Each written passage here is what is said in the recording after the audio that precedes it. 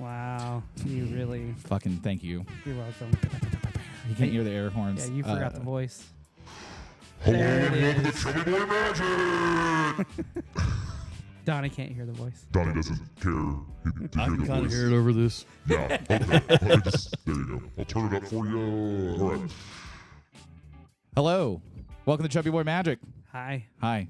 On this week's episode, we have... we were just in the middle of a Pornhub discussion because at this time of recording... 8 days! Until we don't have Pornhub anymore. Everybody's going to be angry. Yeah, real What are you upset. talking about? I don't know. So Pornhub... I knew Texas took it away from him or something. Yeah, so I guess Oklahoma, like, they're about to do the same shit where we're going to lose it in, like, 8 days because I don't know if you have to put your driver's license... Allegedly. Yeah. Allegedly. I don't know if we're fully losing it or what. I don't There's know. 5.6 billion porn sites out there, so I think We'll be okay. I like X videos and Hamster or whatever the fuck. I think we got enough options. We'll make it. We'll make it. All right, on this week's episode, we have Donnie. I just look at Marketplace. That's my porn. Oh, yeah, we know. This fucking... Yeah. Anyway, so we have Donnie and Donnie Hill, right? Yes. Okay, I was like, fucking, is it? I'm pretty sure it's Hill. That's my purse. I don't know you.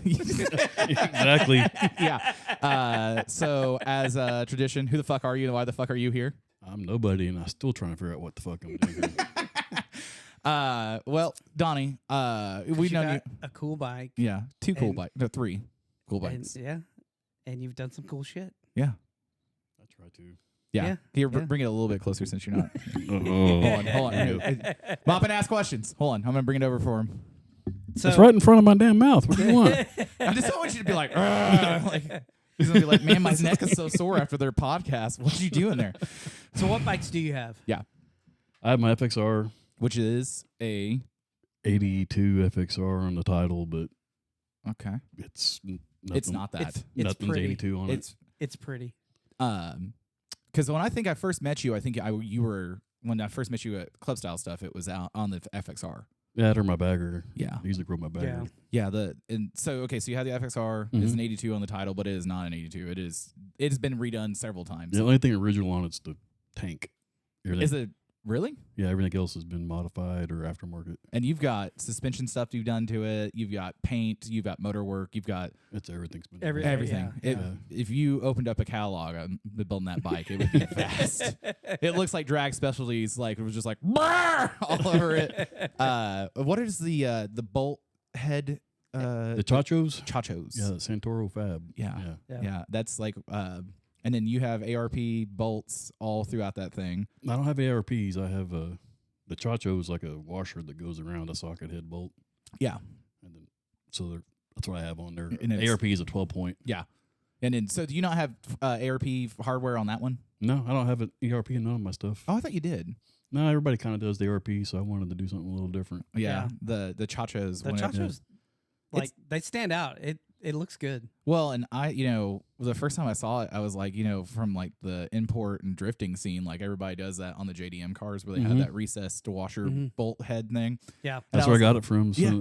I was like, when I first saw it, I was like, this dude probably definitely has a 240 in his garage. It's got. I've never had import cars. I've had tons of Camaros and Chevelles and drag boats, all that stuff. I've never had an import car. We're going to get into drag boats here in a little bit because that's how we really, I think that was the way that we kind of really bonded at a party because everybody else is watching sports. So I was like, fuck, I hate sports. And you're like, sports is fucking gay. If you watch sports, just kill yourself. We made it 3 minutes in and he's already like, kill yourself. We were talking about. Go team, play the sports ball. Yeah, just like, boop, boop, boop, boop. Yeah, but like, we're at this party and I was like, I don't fucking like sports. And you're like, fuck, I hate sports. And I was like, you like drag cars and shit? And you're like, yeah, kind of, but I like drag boats. And I was like, drag boats are what's up. Yeah. I don't know how to swim, but I fucking love a drag boat. Man, cars scare me. I get shit in my neck. Fast car, but something on the water, I don't give a shit. It just got. Yeah, I like. See, I'm the other way around. The boat thing, just the drowning. I guess it's the fear of. Well, the first thing is you got to drown the right way. Drowning. You drowned. Who can swim in this room? Donnie, can you swim? Yeah. Okay, Yeah, cool. yeah, Well, yeah. fucking all right. 66% of this Shut room. the fuck up. All right, fuck off, guys. I can't. I went to an all-black high school, man. I don't know how to swim. They didn't teach swimming lessons there. They taught basketball and football. You seriously don't know how to swim? Nah. My No. sister tried to drown me when I was a little kid, so I had a phobia of it for the longest time. Like held me underwater and like I thought I was out. And like so then as I got older, like yeah, childhood stories of squirrel. And it's so then It was my birthday. She's like, happy birthday. I can't remember. I actually might have been pretty close to my birthday. I'd have to go back and like really do the math on it. But then as I got older, I was like, fucking inner city kid. We had like one pool in like a park, and it was like 3 foot. So I just stood up in the motherfucker. So swimming was never on the agenda for me to necessitate. So this spring we're all going swimming, right? Yeah. Yeah, I mean, fucking. They were. He was a little scared at OFR because he thought he was going to get thrown in the lake. Well, at Fast Life. Well, and at OFR too. Well, no, because Shelby. I mean, you ended up getting in the water. Yeah, Shelby and I went down and like he was like, I'm gonna go fish, and I was like, I'm getting in the fucking water because everybody else left. I'm like, it's fucking hot. I told Shelby, I said, bring your jet boat, fuck your motorcycle. And he shows up on his motorcycle, and he gets down there, and he's like, I should have brought my jet boat. And I'm like, no shit. Well, okay, I was the other half of the coin for that because he was texting me like probably a day or two out, and he was like, should I bring the jet boat or should I bring the bike? And I was like, I don't know, man, whatever you want to do. Like, do you think you'll be on the jet boat? Like, if you camp, do you think you'll be on the jet boat the whole time and not do any of the OFR shit? And he was like, that's a good point. And I was like, and he's like, I haven't really been on the bike a whole lot this year. I was like, well, fucking bring the bike up. And then we're out in the lake. He's like, it'd be so much cooler if I had the fucking boat. Yeah. And I was like, hey, man, it'd be was less so rocky. So fucking hot this year, man. Dude, it was fucking it was awful. miserable. Now, like, that was our first OFR, and it was like, they kind of said, like, when Clint was on, he was like, it's pretty hot. And I was like, okay. I was like, fucking yeah. And then Cal's over there with this fucking long bed C10 with the fucking with porta an cool air in it. conditioner in it. He's like waking up. Oh, it's so cold. Yeah. It's not like- Kyle's first rodeo down there. No. He was like, y'all fucked up. Like, and then there was a guy over by the toilet house that had like his Econoline van, and then there was the travel, like the C-Class motorhome, and they're all over there like, oh yeah, man, like we're all passed out on the floor in here. It's nice. I was like, I just get fucked. got heat stroke in one of the ported. Yeah, the one that was- toilet area. yeah. down Toilet? by. Oh, God. Yeah, the one down Yeah. by the boat ramp. yeah. I went in there. It was like 5 minutes, and I'm like, come out, and I'm sweated 20 pounds off, and I'm just like, Dude, oh my god. I was so Shelby was like, well, there's a toilet house up there. You can go change up there and then meet me down there, and we'll go fucking. He was like, I'm gonna like break out my fishing kit and all that stuff. So I was like, I'm just gonna hang out in the water. And I get in there, change, and I come out, and this family watches me change. Not like watch, but they see me go and they see me come out. And when I come out, they're like, did you get in the lake already? I was that wet. And I'm like, no, man, it's hot as fuck in there. There's no vent or shit in there. It just hot shit smells. Just the worst. You're like, my genes come from Northern Europe. I'm dying right now. Yeah, like I'm Scottish by heritage, and it does not get this hot in Scotland, dog. It gets cold as fuck up there, and guess what? I also hate the cold. All right, so you have the FXR, Mm-hmm. and then you have your Road Glide, Mm-hmm. and Used to then- be a street glide, but now it's a okay. road So glide. it was a street glide, and so what year is it? 16. Okay, I didn't know it was that new. I thought it was older than that. No, I bought it. It was in 17. And that was it a big wheel when you bought it, or you? No, I were bought it with stock when I bought it. And, Okay. I turned it into a big wheel and then had immediate regret. And You were like, this is the worst. it was horrible. It was so bad. How big of a front wheel did you have on it? A 23. So it really went like a real big wheel. Oh yeah. So how was God, parking that's that thing? huge. Yeah. Oh, it had air ride on it, center stand, all the gay shit. It had extended bags, everything but lights. Everything but lights. The KZP, I didn't need to show you, but one of my buddies, he bought an LED kit for it because I was like, I'm trying to figure out how to get all the strobes and everything to work. Mm-hmm. He's like, well, I bought this LED kit for you for like $7, and he's like, yeah, you can use it on something, and it has the red and blue strobes on it, and I was like, That gets a pass. yeah, it does. Yeah. But if you got purple lights on your shit, Hey man, I love purple though. delete yourself. So aggressive on this episode. He's like, Delete yourself. It's like you had a cool cop bike and you have to go and make it gay. yeah, I'm just doing what people want. What's surprising is how many people ask me because it still strobes on the front cowl on the fairing. It still does that, but it's just real slow. And everyone's like, "Does it still flash?" I'm like, "Yeah, it does." The red and blue inserts, I just have to fucking have a Phillips and put them in there because I don't want a felony. So Yeah, I told you a while ago, I got a hard on for cop bikes right now. Not necessarily a Harley. I'm yeah, leaning your direction. I think it's the way to go. Like I like the look of the KZs. It actually. Yeah. What's funny is, I feel like Harley's kind of ripped off the KZ, but you have the performance. 100%. 100%. You know, because that fairing is like, and now what's the hot fairing that everybody likes? And it's that. I know that you hate the FXR fairings on non-FXRs. No, I don't hate it. I just tell people, I'm like, they're like, what do you think, Donnie? And I said, I think you're gay. If you want an RT fairing, get an FXR. Yeah. This is true. So I loved my KZ fairing. Who cares what I think? I don't even care what I think. Well, yeah, there's paperwork that says you don't care about what you think. But like, you know, that's like, I like the smoothness of the FXR fairings, the RTs and the RPs. I like it being a little bit more contoured. Right. And on mine, it's got smoothness to it, but it's kind of got that big flat on the front part of it. And I'm like, I kind of want an RP fairing on it. And then everyone I talk to is no way, like, dude. It's just cool like it is. Yeah, well, and everyone's It's got like, Chips vibes, man. I know. Dude. See, me and Donnie grew up on that shit. Yeah. Well, and so just to fucking fully nerd out. So when Kawasaki did that, the KZ 1000 police bike, the first year was no fairing on the front. It was just like the FXR piece, and it looks so weird. Yeah, because it's just the They had FXRs that way too. Yeah. Windshield models, they call them. And so it's the windshield. So the first year, and then everyone complained about it for the police forces. So then they did the fairing, and that ran from the first year for the KZP is like 78 or 79. Or 82, I don't remember, but it beat the FXRP. Like it was a couple years ahead of it, and then they were going back and forth, and then Kawasaki made that bike all the way up until 2005. And the reason why they stopped it is because the amount of money it was going to cost for them to have ABS on the bike solely negated doing that. Really? And yeah, because the ABS cost was like fucking $3 million to develop, and they were like. They're like, no, we're just like, because it was in service forever. Like, you can find them. But then what's weird is I see so many more FXRPs than I ever see the KZPs. Here all us nerds are out there pulling our ABS off our Harleys. I know, right? Yeah. I guess the police forces, they were like, yeah, it's like, that basically all the cars went to have an ABS. So the first RT fairing was 83. Yeah, so Kawasaki beat them. And the last one, I don't have my FXR nerds out there. If I'm wrong, you can kick me in the balls later. Yeah. But I think they quit making FXR the first time in 94. So wait, what? FXR was made 82 the first year to 94. Okay. And then they quit making them until 99. The FXR was the first CVO. A lot of people say it's that Screaming Chicken bike, but it's not. Okay. It's the FXR 99 and 2000, the FXR 3, FXR 4. They brought them back out. Oh, really? Just for 2 years.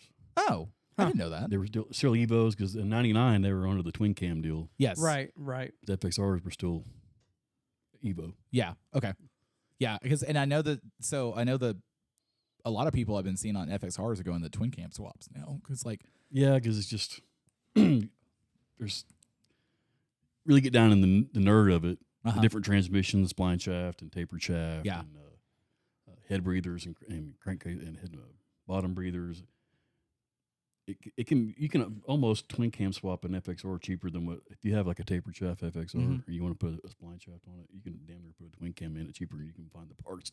Yeah, that was yeah, because that's what Blake's finally figured Bell's out. doing right now. That's what he's going through. Yeah, so is your FXR still an Evo motor in it? No, my FXR originally was a shovel head. Oh, I didn't really. Yeah. Okay. So the first 2 years, 82, 83 were shovels. Okay. Evo came in 84. Yeah. Mine's a twin cam. Okay, so yours is a twin cam. So was it a twin cam factory? No. Okay. My bike, it was shovel. just shovel head. Oh from no, the fuck factory. yeah, fuck. And I bought it already kind of twin cam swapped from a friend of mine. Yeah. But it was done a little bit different. We took it all apart. Blew it all apart. And Brian did all the fabrication on it. The wizard. The wizard himself. Still doing fabrication on it. He's never done. Yeah. When I got the KZP, everyone's like, are you going to do T-bars and everything? I was like, probably. And then I've always wanted to have Brian fab me something because I'm like, but most of my shit doesn't need anything. Like, dude, he makes T-bars. And yeah. Oh, yeah. So, like, him and I talked about it, and he was like, well, I think it would be just as expensive for me to fab it as if you just bought some. And I was like, that's not the point, Brian, because I want you to make them. And the only problem I don't know about, I have to dig into it and see, but where your risers would bolt on on Harleys, they're all, I can't remember what the dimension is, but they're all universal. Yeah. So all the aftermarket stuff you buy is going to be that dimension. I don't Right. think your KZ is going to be that. So you couldn't use like a Harley T-bar. No. So what most of the guys have done, Make some sort of adapter or something. yeah, there's a plate adapter they do, and then they bolt the basically there's a plate adapter that goes into the half moon of where the bar goes, and then they bolt it to the top of the triple tree where the two clasp mount go for it, and then they just basically have two inset bolts that go into the bottom of the risers, and then that's it. There's a bunch of guys that have done it. What size are your bars or your controls? 7/8. 7/8. Yeah, and so you can get like there was a one guy he was talking about. He did pro taper bars, so he has a you know more of a motocross style bar on it, and that's what he likes. And he's like, and you can get whatever risers you want. Go that way. I was like, are you undressing over there?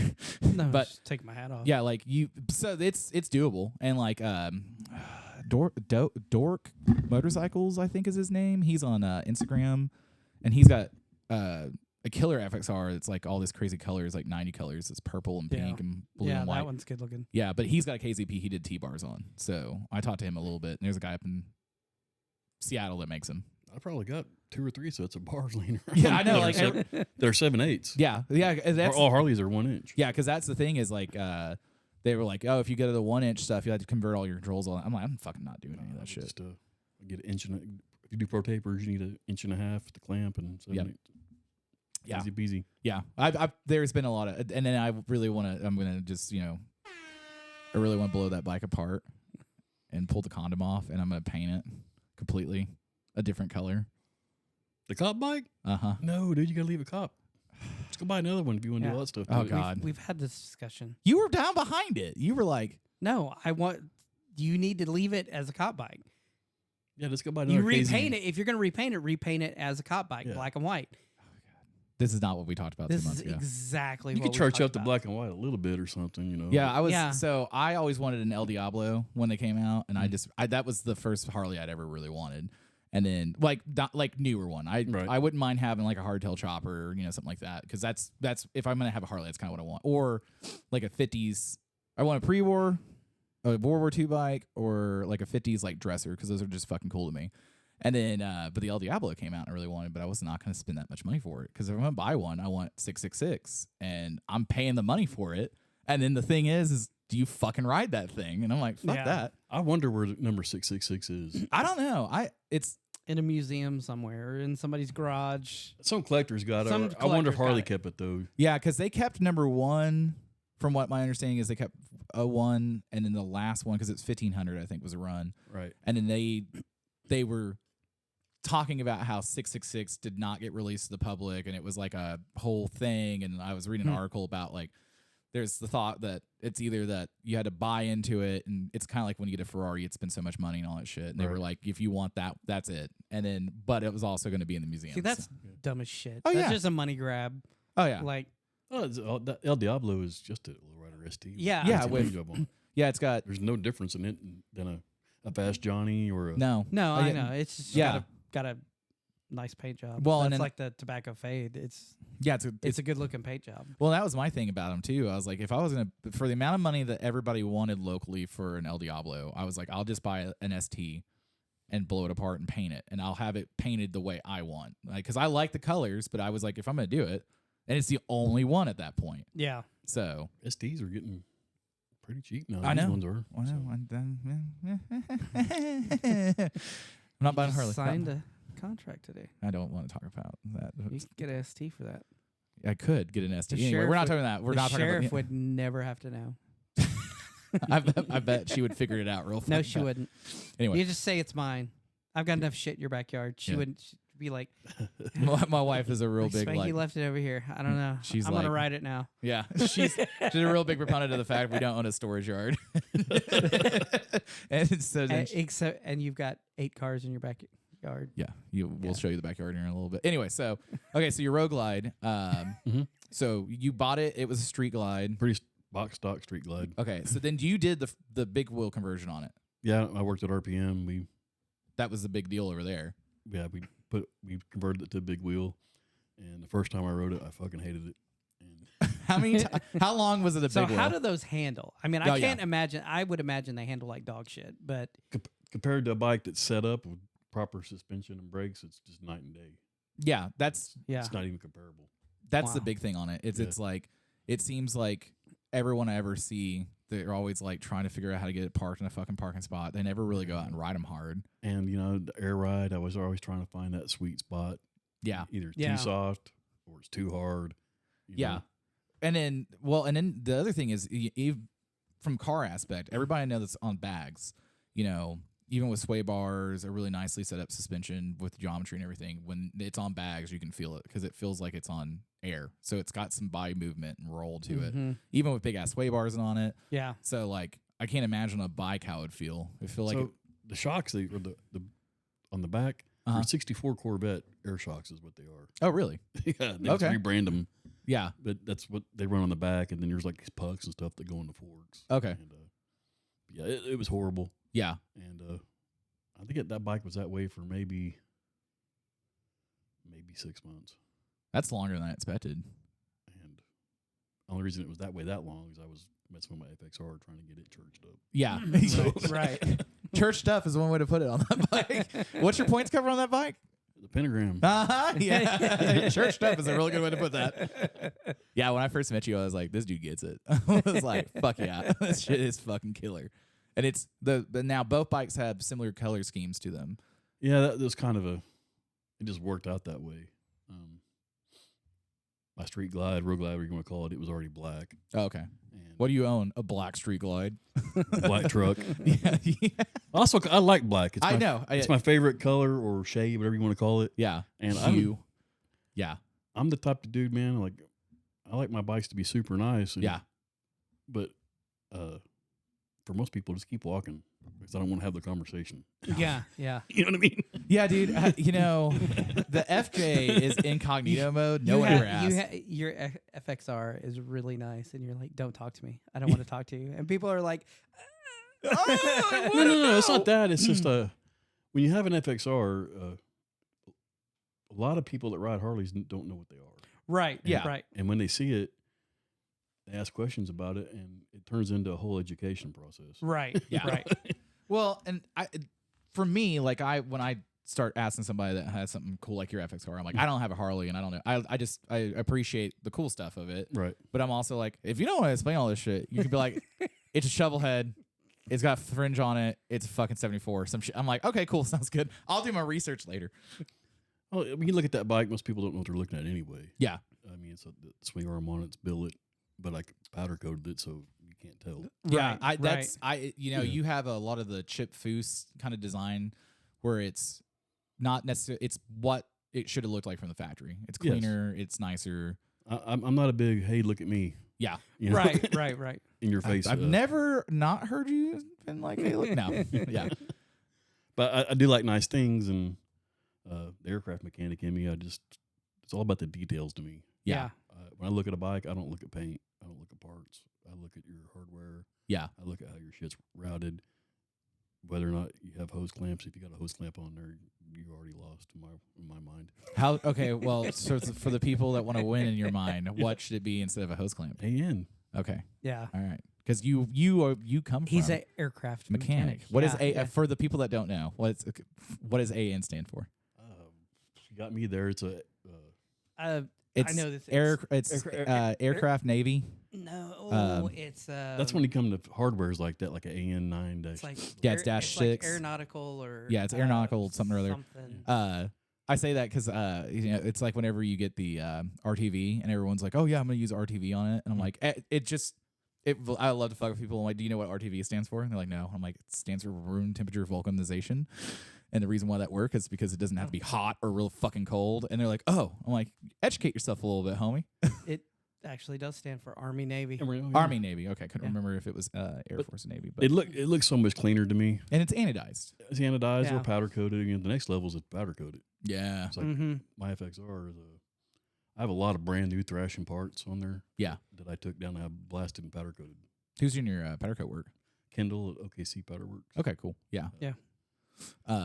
Yeah. So I wanted all the Yeah, I powder like to match. that. I I didn't like want 50 that. Shades of Black. Yeah. Yeah. Yeah. I like that Yeah. anodizing. That looks good, but trying to match, even just, and I want red anodized. You're gonna get 50 different colors of red or Oh, yeah. orange or, and then the bad thing about that is you get in the sun for any amount of time, and it pink. goes pink to yeah. silver to gold or whatever. Yeah, Kendall, he hates me. But Well, and that's one of those things too. Is it's like, you know, when you're spending some money to get some stuff done and it's custom work, like we're in the grand scheme of things, like Steve Cook over at Steve Cook Mike Cook Creations. over at Steve Cook Creations, but like Mike and I were talking about that one time. He's like, when shit comes back and it's not right, we'll send it back over and over until it's right. And he's like, well, we have fucking driven people nuts, but we're talking about $1 million cars. Yeah. And it doesn't matter. And you're spending the money on getting it done. It doesn't matter if you're spending 1,000 or 100,000. You want it done right. I mean, when you've got a Sloanecker Award winner and good guys and that shit all can't look that- all fucked off. no. And the same thing for your bike. Is same thing with motorcycles. I Yeah. mean, guys that, not that I'm a builder, but guys that build motorcycles, Mhm. they've seen all the parts. Yeah. They've Yeah. seen all the Yeah. paint jobs. They've seen every color scheme known to man. Yeah. You know, I think, you know, it's how did you handle your hose? You got hose clamps, or did you use AN? Well, Did your hardware match? Yeah. You know? well, and then the other thing is too is like, you know what I've been seeing a lot is the factory band clamps where it's got the tool and all that stuff to Mhm. cinch it. I've been seeing a lot of guys go into that in the aftermarket side of things where they're getting away from the stereotypical hose clamp where it's got the ridges and everything, because that will, you know, diminish the longevity of the hose and all that stuff. Right. But they're going back to the OEM style snaps, and I'm like, well, that's cool because that's what works really well. So, and then you don't have to worry about fucking trying to cut off a fitting or a hose to get it on an AN fitting, because every time I did that for the race cars, I was like, fuck! I always got about an extra 1.5 feet of hose for me, so I'm like, I'm just going to keep fucking this up until I don't fuck it up anymore. Yeah, hardware and stuff like that. That kind of shit happens when you get a lift in your garage. Yeah.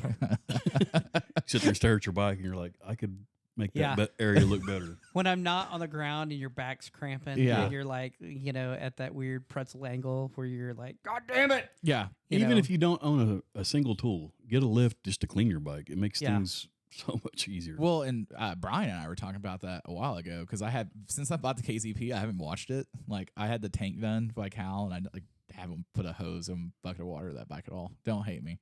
But I ride it. So I'm like, it's like the FJ. I mean, I personally think there's a difference between if you build a show bike, yeah. you're not riding a show bike. Yeah. No. No, A you're true you're show you're bike, no. trailering it. You may ride it for a mile or two, but I'm like, it would stress me out. Yeah. Shiny paint causes stress. Yes, and you know, it's like there's a difference between having a nice bike that you ride that Yeah. has nice equipment on it versus like, yeah, I dumped $70,000 into this thing. I'm not gonna take a chance of. Well, nowadays, you know, to have a bagger or an FXR, you know, RT fairing, have something painted custom by something that's going to, by somebody look good, it's going to cost you $10K. Yeah. maybe Yeah. more. I mean, and that's That's Yeah, two Dynas. And that's yeah. well, So- so like Brian and I were talking about that. He was like, "Oh, I wash my bikes meticulously because that's when I've found most of my problems." He's You and I like, both yeah. did. "Yeah, and, I was washing mine an hour after I got back from the tour. oh yeah." So the real. I texted you and told you why we wanted you on. It was in the. I have receipts, but Donnie just got back from the FXR tour, and we really wanted to talk to you about that. But we'll get to that in a little bit because we're still well into our journey on this. But And did you also go to Born Free. Born Free? No, we didn't go to Warren Free. Okay. Oh, where did you end at? We went to Dallas, Okay, and then the next day they went to Yellow Rose for Born Free, but me and Brian were both like, fucking tired and we're done. well, it was like, there's nothing really at Born Free that I give a shit about personally. Yeah. Right. I didn't want to be away from home that long, and neither did Brian. So it was kind of, do we go to Born Free or do we do the FXR tour? I think you did the right decision. I would rather ride motorcycles with my friends and Yeah, Yeah. absolutely. make memories and yeah. then hang out in a dust bowl. Yeah. Well, and we talked about going down to Born Free, but it was going to be a turn and burn for us because we wanted to come back home because we just got back from another vacation where we were out of country for a little bit. So, like, we didn't really want to be fucking, like, and it was my 9-year wedding anniversary Thursday. Sorry, babe. Forgot what day it was on. Hey, mine's tomorrow. Yeah. I tried to pitch it to her. I was like, we do a little romantic getaway to Texas, Yellow Rose Canyon. She's like, what's that? I was like, kind of a motorcycle event. She's like, absolutely not. She was like, get fucked. No, but like we talked about it, and I was like, man, I really like that. I saw people down there wanted to go say hi to, but I didn't I'll just drive down to Dallas and go say hi to them. Like, fuck. Yeah, that I mean, shit. Like, Yeah. There's some, No offense to anybody out there that likes Born Free. It's just for me, I'm not really into it. Yeah, and that's totally fair. It's And, like, Yeah. I just wanted to go ride motorcycles with my friends and yeah, have a good time. yeah. So talking about the FXR tour and all that stuff. So for the people that don't really know, so how did it start? Do you know all the history behind it, or? So it started last year. Okay, I thought it had been going for longer than that. No, it was it started last year. Okay. Dude named Jace, Fast Life Garage, and Justin, my machinist, that was their brainchild. Okay. They decided to get 10 quote unquote builders, whatever you want to call a builder. Yeah. 'Cause that's a Assembly Right, guy right, on right, to a right. full Yeah. custom. Yeah.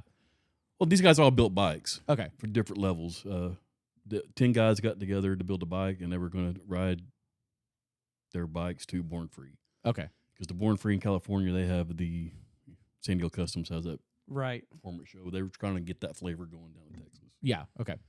So it started out, you build the bikes, everybody meets at a certain point. It's a 1,000-mile ride to Born Free. Yeah. On the FXR. Okay. So it doesn't matter where it starts at. They're doing 1,000 miles for it. Well, last year they started in Colorado. Where was it at? Not Durango. Yeah, Durango. Was it Durango? I started in Durango, and then they left Durango and went to Amarillo. And Oh yeah, that's right. I forgot. Amarillo to Yeah, I Dallas. forgot all about that. Because Brian was talking about that. Mm-hmm. He Yeah. was going to meet him in Amarillo. Amarillo. Yeah, because that's what he did last year. He met them all out in Amarillo. I was with him. We did Oh, yeah. something. Yeah. I guess you were there. I Yeah. guess I guess you were kind of cool. Yeah. I forgot you. Yeah, because I remember you being like, "Yeah, I'm out here." Did you go get the 72 ounce steak and eat in an hour? I never have did that. You're not missing out. By the time we got in, we left kind of late last year, and by the time we got into Amarillo, got checked in the room and shit, it just didn't happen. Yeah. you're like fuck all that. But Yeah. So but They this did- year it started a place called Washington, Missouri, right outside of St. Louis. Okay. And we went from there to, it's called the Downstream Casino. It's right there on the border of Oklahoma, Kansas, and Missouri. Oh yeah, that's where it was at. Okay. Yeah. Okay. Which, by the way, is hands down better than Hard Rock. You know, we went to, Yeah, Hard Yeah, Rock for yeah, Tatanka. What's Yeah. T-bars and Tatankas? Tatankas. Fuck. if you're going to do a casino getaway, that Downstream is, It's not that much further, really. that's the first time I'd been there, and it's killer. I've heard It's only Yeah. like an hour past Tulsa. I think. Tulsa, yeah. Dude, Yeah. The 'Cause room just was right there by amazing. Joplin. Yeah, one of my good buddies is he's still an active gambler, and he was like, "It's really fucking nice." He's like, and it pays pretty well. That's always the thing. So I have a gambling story. Here's how my life goes. We have a gambling story about you too, from Tatankas to T-bars. Well, I was a little bit better this time. Okay. This time, me and Brian ate and shit, and took $100 bill, and I went down there. And Okay. I'm gonna gamble this 100. If I double up, I'm done. If I lose it, whatever. Yeah, house is gonna win. So I went down this machine, and it kept taking and giving. I was getting to the point to where like, just take it all because I'm tired of playing. Fucking, yeah, I've been sitting here for 30 minutes. Yeah. I'm fucking over this shit. And I ended up winning like $150. Cool. So I cashed out, and I told everybody, I'm like, I'm going in the room. They ain't getting me this time. So Famous last words. I went to the room, hung out, slept, got up next morning. Everybody's drinking coffee, shooting the shit, getting ready to go to the next stop was Hot Springs. Okay. I get my phone out to pull up where we're going, and my screen won't work on my phone. It's like black. You're like, what the fuck did Yeah. I do? Yeah, I thought it was dead, but it wasn't. And so we get into Hot Springs. Had to go to one of those foam repair places. I was Right. one of the last people to text you Yeah. before your phone took a shit. $350 fucking dollars to fix this thing. Here's the shitty part is I had insurance on it, Yeah. but it doesn't do me no good when you're in the middle of Hot Springs, Arkansas. No fucking shit. But I needed my phone, so all that money I You gave it right back. to fix my phone.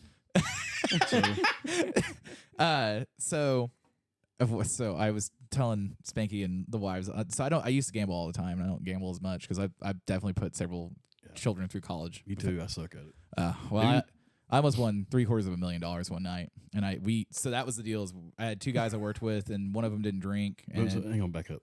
Did you say you almost won $750,000? Yeah, yeah, Yeah, yeah. he You did not win. yeah, Oh. He did not win, is what he's saying. I'll abbreviate the story, but so there's a slot machine game called Haunted House, and that was my bag. I really liked it, and it paid out pretty good.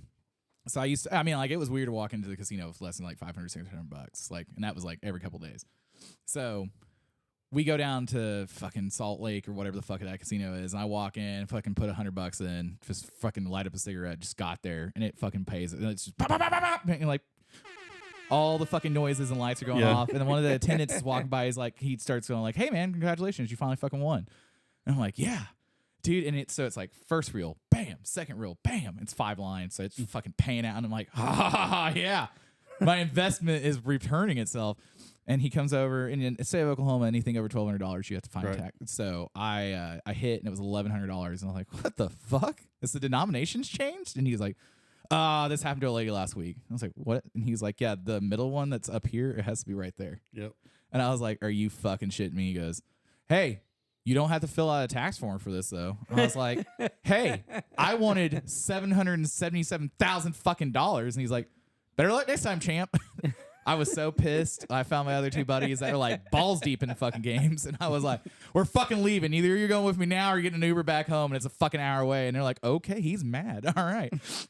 Long way back. And Most I ever won was Mr. Moneybags. I won a 10K on it. Oh, fuck yeah, dude. Damn. I spent every dime of it the next day. That's how, so I won. Not gambling. I bought some shit with it, but I spent every dime of it. Yeah, I bought. So I went into fucking. We were up in like Stillwater and or Perry. And I walk in and I put fucking $5 in a machine, like right by the door, which breaks all the rules because those are the fucking worst machines.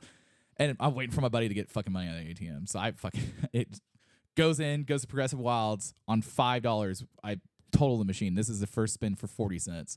I won $999. And I looked at him. I was like, "I don't care how much money you got out of the casino or out of the ATM. We're fucking leaving." Yep. And he was like, "Are you serious?" I just got my, I'm like, "Yeah, I can go sit in the car." And he was like, I was like, "You'll be done in about 20 minutes anyway. You're fucking horrible at this."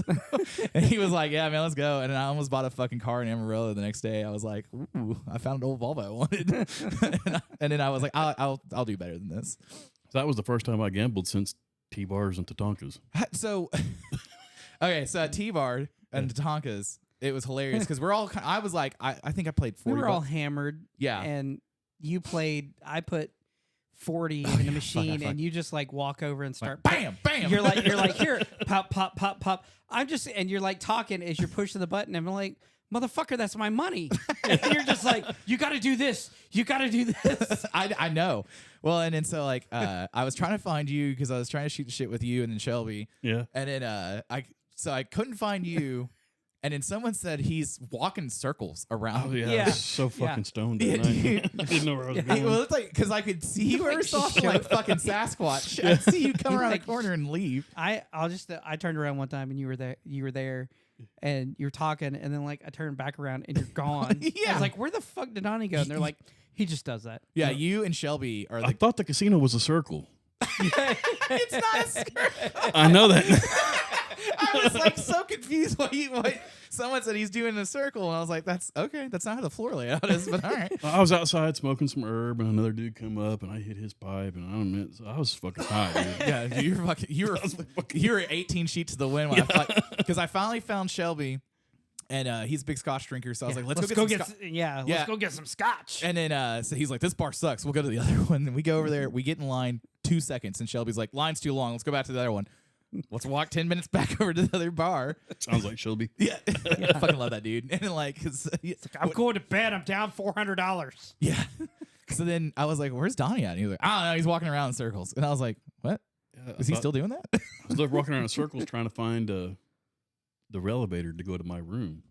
So, but it's so confusing down there, and I was so high I didn't know where I was going. You needed an escort to the elevator. So everybody else is in one tower, and I got shuffled over to another tower, and I'm over there. And did you come when everybody went up to my room at one point? Were you part of I finally found an elevator that took my key, and then that was like the end of the night for me. Yeah, because like the next morning you were like, "I'm fucking done with this." And so like at one point during that is hilarious because we all like so we all go up to the rooms, and like then like like I can't remember who all came up, and then I'm like, "All right, I just kind of want everybody out of my room now because I just want to put my shit in there and go back downstairs, smoke a cigarette." It was all of us and Skylar and what's her name? Skylar and Cannon went up there the first time. Skylar and Jen. Yeah, and then like 30 people pile in my fucking hotel room, and I'm like, "This is uncomfortable." Like this is, I Yeah. don't want this many people around me And that in a old big space. that old lady with her grandkids, and she's like, I want to go in there with them. Yeah, I was like, no. I missed the whole cannon thing, Oh God. Dude. and Shelby That- came in the room shortly after I did, and he was Yeah, I got him a little fucked up. he was drunk. Yeah. Yeah, because I was like, because I'm a big bourbon whiskey guy, and I was like, and then my wife's all about scotch, and I found out Shelby's about scotch. So I was like, man, let's go get some scotch. And then so I walked up to the bartender, and I was like, hey man, what's the nicest scotch you have? How much is it per pour? He was like, I don't know, like $20 a pour. And I was like, I'll take 4 pours. And he was like, okay, sounds good. So then I get that for Shelby and I, and then we drink that, and then I got a fucking double pour bourbon, and then I got him another scotch, and he was like, I'm pretty good. I was like, yeah. I was like, and then Mitch walks over with like a fucking hurricane, the fucking daiquiri Yeah. thing, and he's like, do you want this? I can't drink it. And I was Love like, Mitch, dude. He's dude, the awesome. Mitch is the shit. Yeah. Motherfucker down to roll. Dude, at Yeah. Fast Life, when he came out swinging like a stepdad, Yeah, you missed that part. he went in the porta potties, and everybody was, it was first night, Yeah. and No, it was the second night. second night Because we- he wasn't there the first night. yeah, it was the second night. So we were all a little toasty and Yeah. having some good time. So he went in the porta potty. Well, we zip tied the porta potty closed. We were zip tying the porta potty clothes And- on everybody. Oh damn. Oh This- yeah, dude. This motherfucker kicks it open like he's in 300. Okay, hold on. He's got jeans on. That's the only clothing Yeah. he has on. No socks, no shoes, no shirt. Jeans and a belt. He comes out, Yeah. kicks the door open, Bam! comes out with a belt in his hand, swinging like a stepdad. He's like, who the fuck? And we're And like, everybody- Mitch. Everybody takes off running because he was doing tequila. And he fucking it- starts just fucking windmill in his fucking arms and shit. He's got that belt flipping around. He's like, Everybody's like, "Oh shit!" yeah. I was at the FXR show in Sturgis, and I was talking to somebody. Oh yeah, I forgot And about that. Yeah, I him hear and this- his wife went up. What's up, Donnie? I turn around, it's fucking Mitch. Mhm. I'm like, what are you doing What the here? fuck are you doing here? I haven't seen you in fucking months, and Yeah. we meet up here. Yeah. Yeah. Him and his wife Yeah, went up there. They went did to Mexican Hat and then Yeah. went all the way around because you guys were doing. I think the trip that you guys did for Sturgis, you and Brian, I think you guys ran it. Ours got kind of screwed up. The Yeah. original plan was we rode up there, and then we were going to take a Beartooth Pass Yeah. over into Yellowstone. Yeah, you were doing the opposite direction of Yeah. what he and his wife did. But I had some friends that were on Beartooth Pass, and I was watching them on Instagram. And They Right. were just getting fucked up with weather. Oh yeah, it was awful. And Yeah. so I'm like, well, I guess we're not going there. Nope. So we dropped down to Colorado, and we get down to Colorado, and there's fucking wildfires everywhere. Oh yeah, I forgot about the Yeah, wildfire thing for yeah. y'all. So we still had a good time. We got to go through Breckenridge. We did the Continental Divide. Yeah. That's cool. It was still cool. Now, did you do that on your Road Glide or your FXR? FXR. FXR. So, preferred bike for long trips. Does it matter? You just hop on either one? The most comfortable one's the Road Glide. Yeah. But I don't know. The FXR just feels cooler. You're like, it's okay. being You've done cool. quite a few long trips on your FXR. Yeah, this year I did about 6,000 miles on it. This Oh, year. really? Wow. Yeah. What all did you? Because you did that trip up to Sturgis and that, and then you did FXR tour, Right. and then didn't you do another one? I went to Evel to camp out on it. I went to Oh, OFR yeah. on it. Went up to Kansas on it. For You know what's fucked For up? the gathering of the gathering The cool shit. cool shit. Yeah. The whole time you're at OFR, I never saw your bike. I did. knew where you were, but I never saw your Yeah. bike. I'm like, I left the OFR early. I got up there and it was so fucking hot that Oh, I yeah. was like, you know what? Dude, I it got, was miserable. I got air conditioning 100 miles from here. yeah, you. I remember. Yeah, do you remember when like you came over and were bullshitting about the KZP, and then I was like, yeah, I got like like had a little bit of a special chocolate bar, and Yeah. I was like, all right, and then you're like, well, I want some of it, and I was like, and then you take it and you're like walking away and you look at me and you're like, this is bullshit. I have AC 100 miles from here. I was like, yeah, most of us do, and you're like, I'm going home in the morning. And I was like, yeah. Probably. Yeah. And then I stuck it out until Sunday, and I was like, that was a wrong Tougher decision. than me, That was- man. I can't do it. Yeah.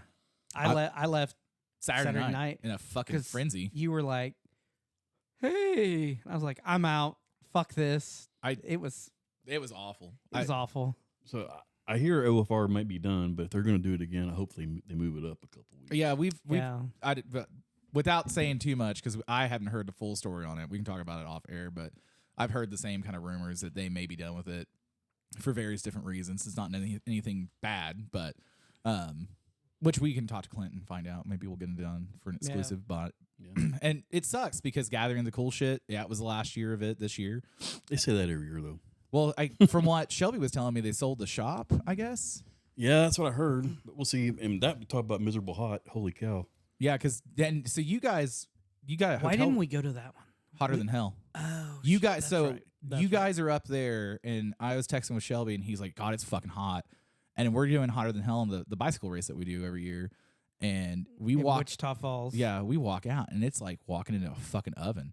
It's Literally at 9 at night, it was 98 degrees. So, we came into some town up there right outside of Hutchinson, and they had like Is it Arc City? I can't remember. Yeah. Welcome to whatever, and it Right. had like the temperature and the time. Yeah, and it was 108 degrees. yeah, That's in the shade. Yeah. yeah. It was And, awful. It killed Tim Shovelhead. No shit. No, I didn't hear about that. I was surprised Tim didn't call me and tell me about that shit. It was I rode it for a little bit going up there, and man, it was not happy. Yeah, There's the one little spot. It was vapor locking. right. I guess Tim on the way back just said, "Fuck it." Did he fucking yard sell across the fucking highway or anything? It's still running, but it's just He's not happy. not happy. I gotta go over and see. I've been trying to buy that bike for like 5 years. And he's like, "Hey, you want to buy this bike?" And I'm like, "Not that it's blown up now." But fuck. That's Tim. Yeah. You're like, I'll give you $500 for it. Yeah. No. It's his chopper one, isn't it? No, it's that OG 78 FLH. That blue, I haven't seen it in person. Shelby got it from I can't remember who he got it from. Yeah. And I remember the day he bought it, he was sitting in a shop, and I want to say he paid like $1,500 for it. It'd been sitting forever. Yeah. And I was like, "Hey man, you want to double your money?" He's like, "No, fuck you." Yeah. And he sells it to Tim or trades it to Tim for some Whatever the fuck. mini bike and some shit. And I'm like, Yeah, Tim is all about the mini bike racing. yeah. Yeah. Like it's We need to do, I would love to start to do that. Get some little Colemans. Don't I'm look at me down. like that.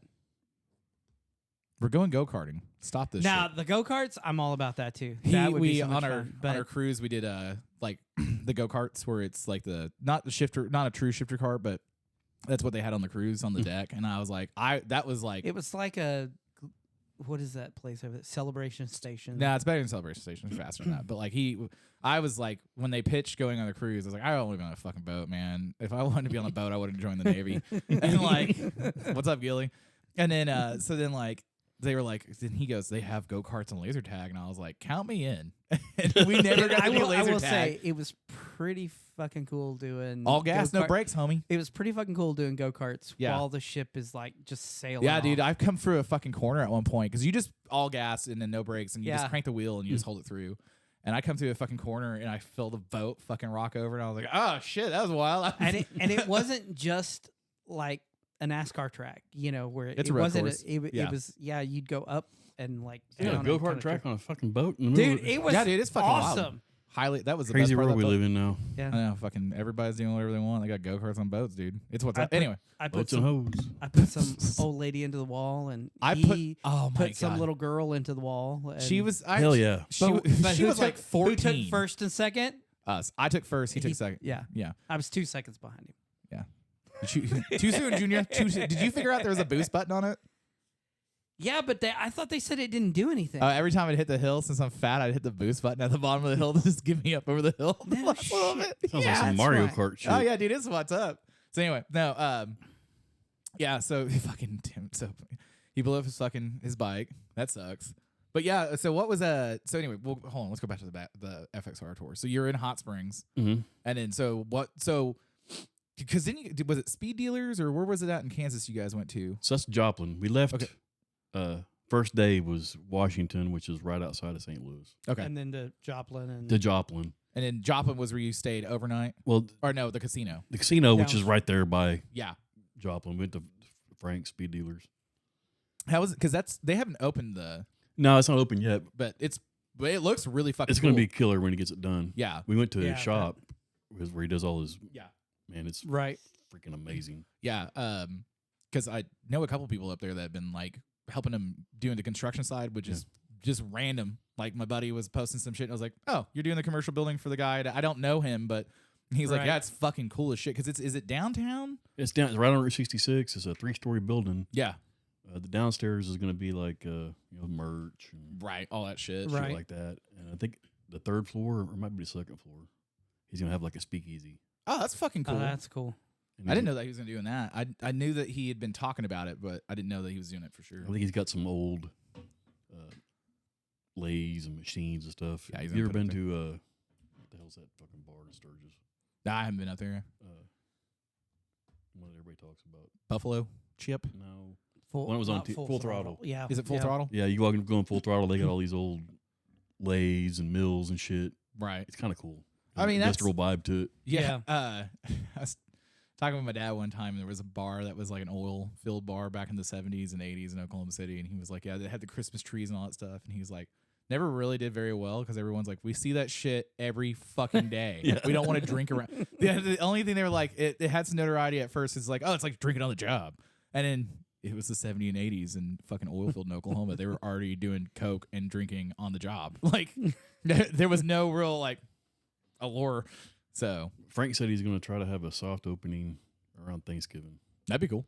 So I feel like spring probably like everybody together. 'Cause Yeah, it's right that'd up the be- damn road. Yeah, I mean, And go that'd bum. be- It's going to be a cool place.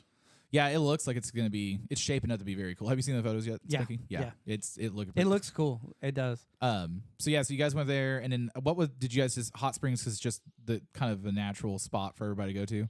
Yeah, It's that's a the nice ride. That's a nice ride. That's a really nice ride. There's, Yeah. The whole ride was all just You're going through the twisties. was it Ouachita National Is it because Forest or part of whatever it's it like is. the Ozark Mountain Yeah. Range and all Yeah. that shit, and then I've never been over to Hot Springs. It's on my list, but That was my It's- first time to Hot Springs. It was yeah. nice, man. Yeah, Yeah. it's pretty. And then, like, you can go downtown and see, like, there's a fuck ton of old hotels, and, like, the Hot Springs actually is right there. right there. I Yeah. thought you were gonna say a fuck ton of old hoes. I was like, yeah, I'll I definitely mean, go there's- back to Hot Springs. It was nice. yeah. Hot Springs is nice.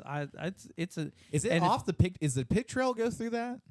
no. No. Okay, because it's like Fort Smith, but it's like over that way, right? So Pig Hot Trail Springs kinda is south of 40. Yeah. Okay, yeah. Yeah, Okay, It's Hot Springs is a couple hours south and east of Fort Smith. okay, You're more kind of Close to Between- Little Rock, isn't it? yeah. Sort of. yeah, okay, yeah. Because like when Like if you come up from Mena and get there, you're pretty close to Oh, it. yeah, that's so right. it's it's down and it's a state highway and it's it's I- windy and I will say Don't feel bad, dude. I'm directionally challenged too. So I spent $350 to fix my phone because I'm fucking about it. dude, when I first started riding, one of the guys I rode with Van, he rides a Kawasaki he's got a Concord 1000, which was like the big hot shit bike for a little bit. Right. And so when he lives in Guthrie, and he was like, yeah, I don't use my phone on my bike. I was like, well, how do you do it? And he's like, I write down the fucking directions. He's got a tank bag where he's like 100 miles to fucking this turn right. And I'm like, That's what Brian does. We don't write it down. He just remembers it. I Yeah. don't know how he does it. I can't. So if fucking Rain Man. Yeah, pretty much. if you tell me we're going like we're taking highway 62 to 33 or all that shit, like I know all that. I'm gonna forget I smoked too much weed. Yeah, I need a box to say turn left. yeah. Well- Hot Springs is a lot like what we did coming out of where were we? We're K River to Oh, yeah. up to Salisaw. Yeah. Clayton up through Tallahena and all that stuff. yeah. Yeah, It's a 'cause- lot like that with the 2-lane, windy, twisty. Yeah, and so the wife and I went out to Arkansas like 2 years ago or three. Mhm. No, three. And we stayed south of Fort Smith, and I can't remember the name of the town, but we went over the Magazine Mountain. Like I was surprised at how curvy and windy Arkansas Yeah. highways are. Some of the best riding in the United States is Yeah. in Arkansas. Well, and then the roads are actually really fucking they got nice. nice Yeah. roads. I would because Yep. like from Mena or like where did we, when we did Fast Life, where did we go north up into? Was it Mena? Mena. Mena, that's what Yeah. if Yeah. you took the Talamina Parkway, Yeah, you went to so- Mena. Yeah, so we finished did- Mena and then we went south, And and took one back across or Yeah, something, whatever. whatever it was. and like that was the worst part of highway I've ever been on in Arkansas, from Mena south over to the junction for the state highway for Oklahoma, because it was all bumpy and shit. But everything else is fucking pretty fucking nice. That was really my first time to mess around in southern Arkansas. Yeah. I've been up, Bikes, Blues, and Barbecue, all that area. Yeah. Right. Tons of times, but to get south, that was my first time. Yeah. South is actually pretty nice because it's not as crowded.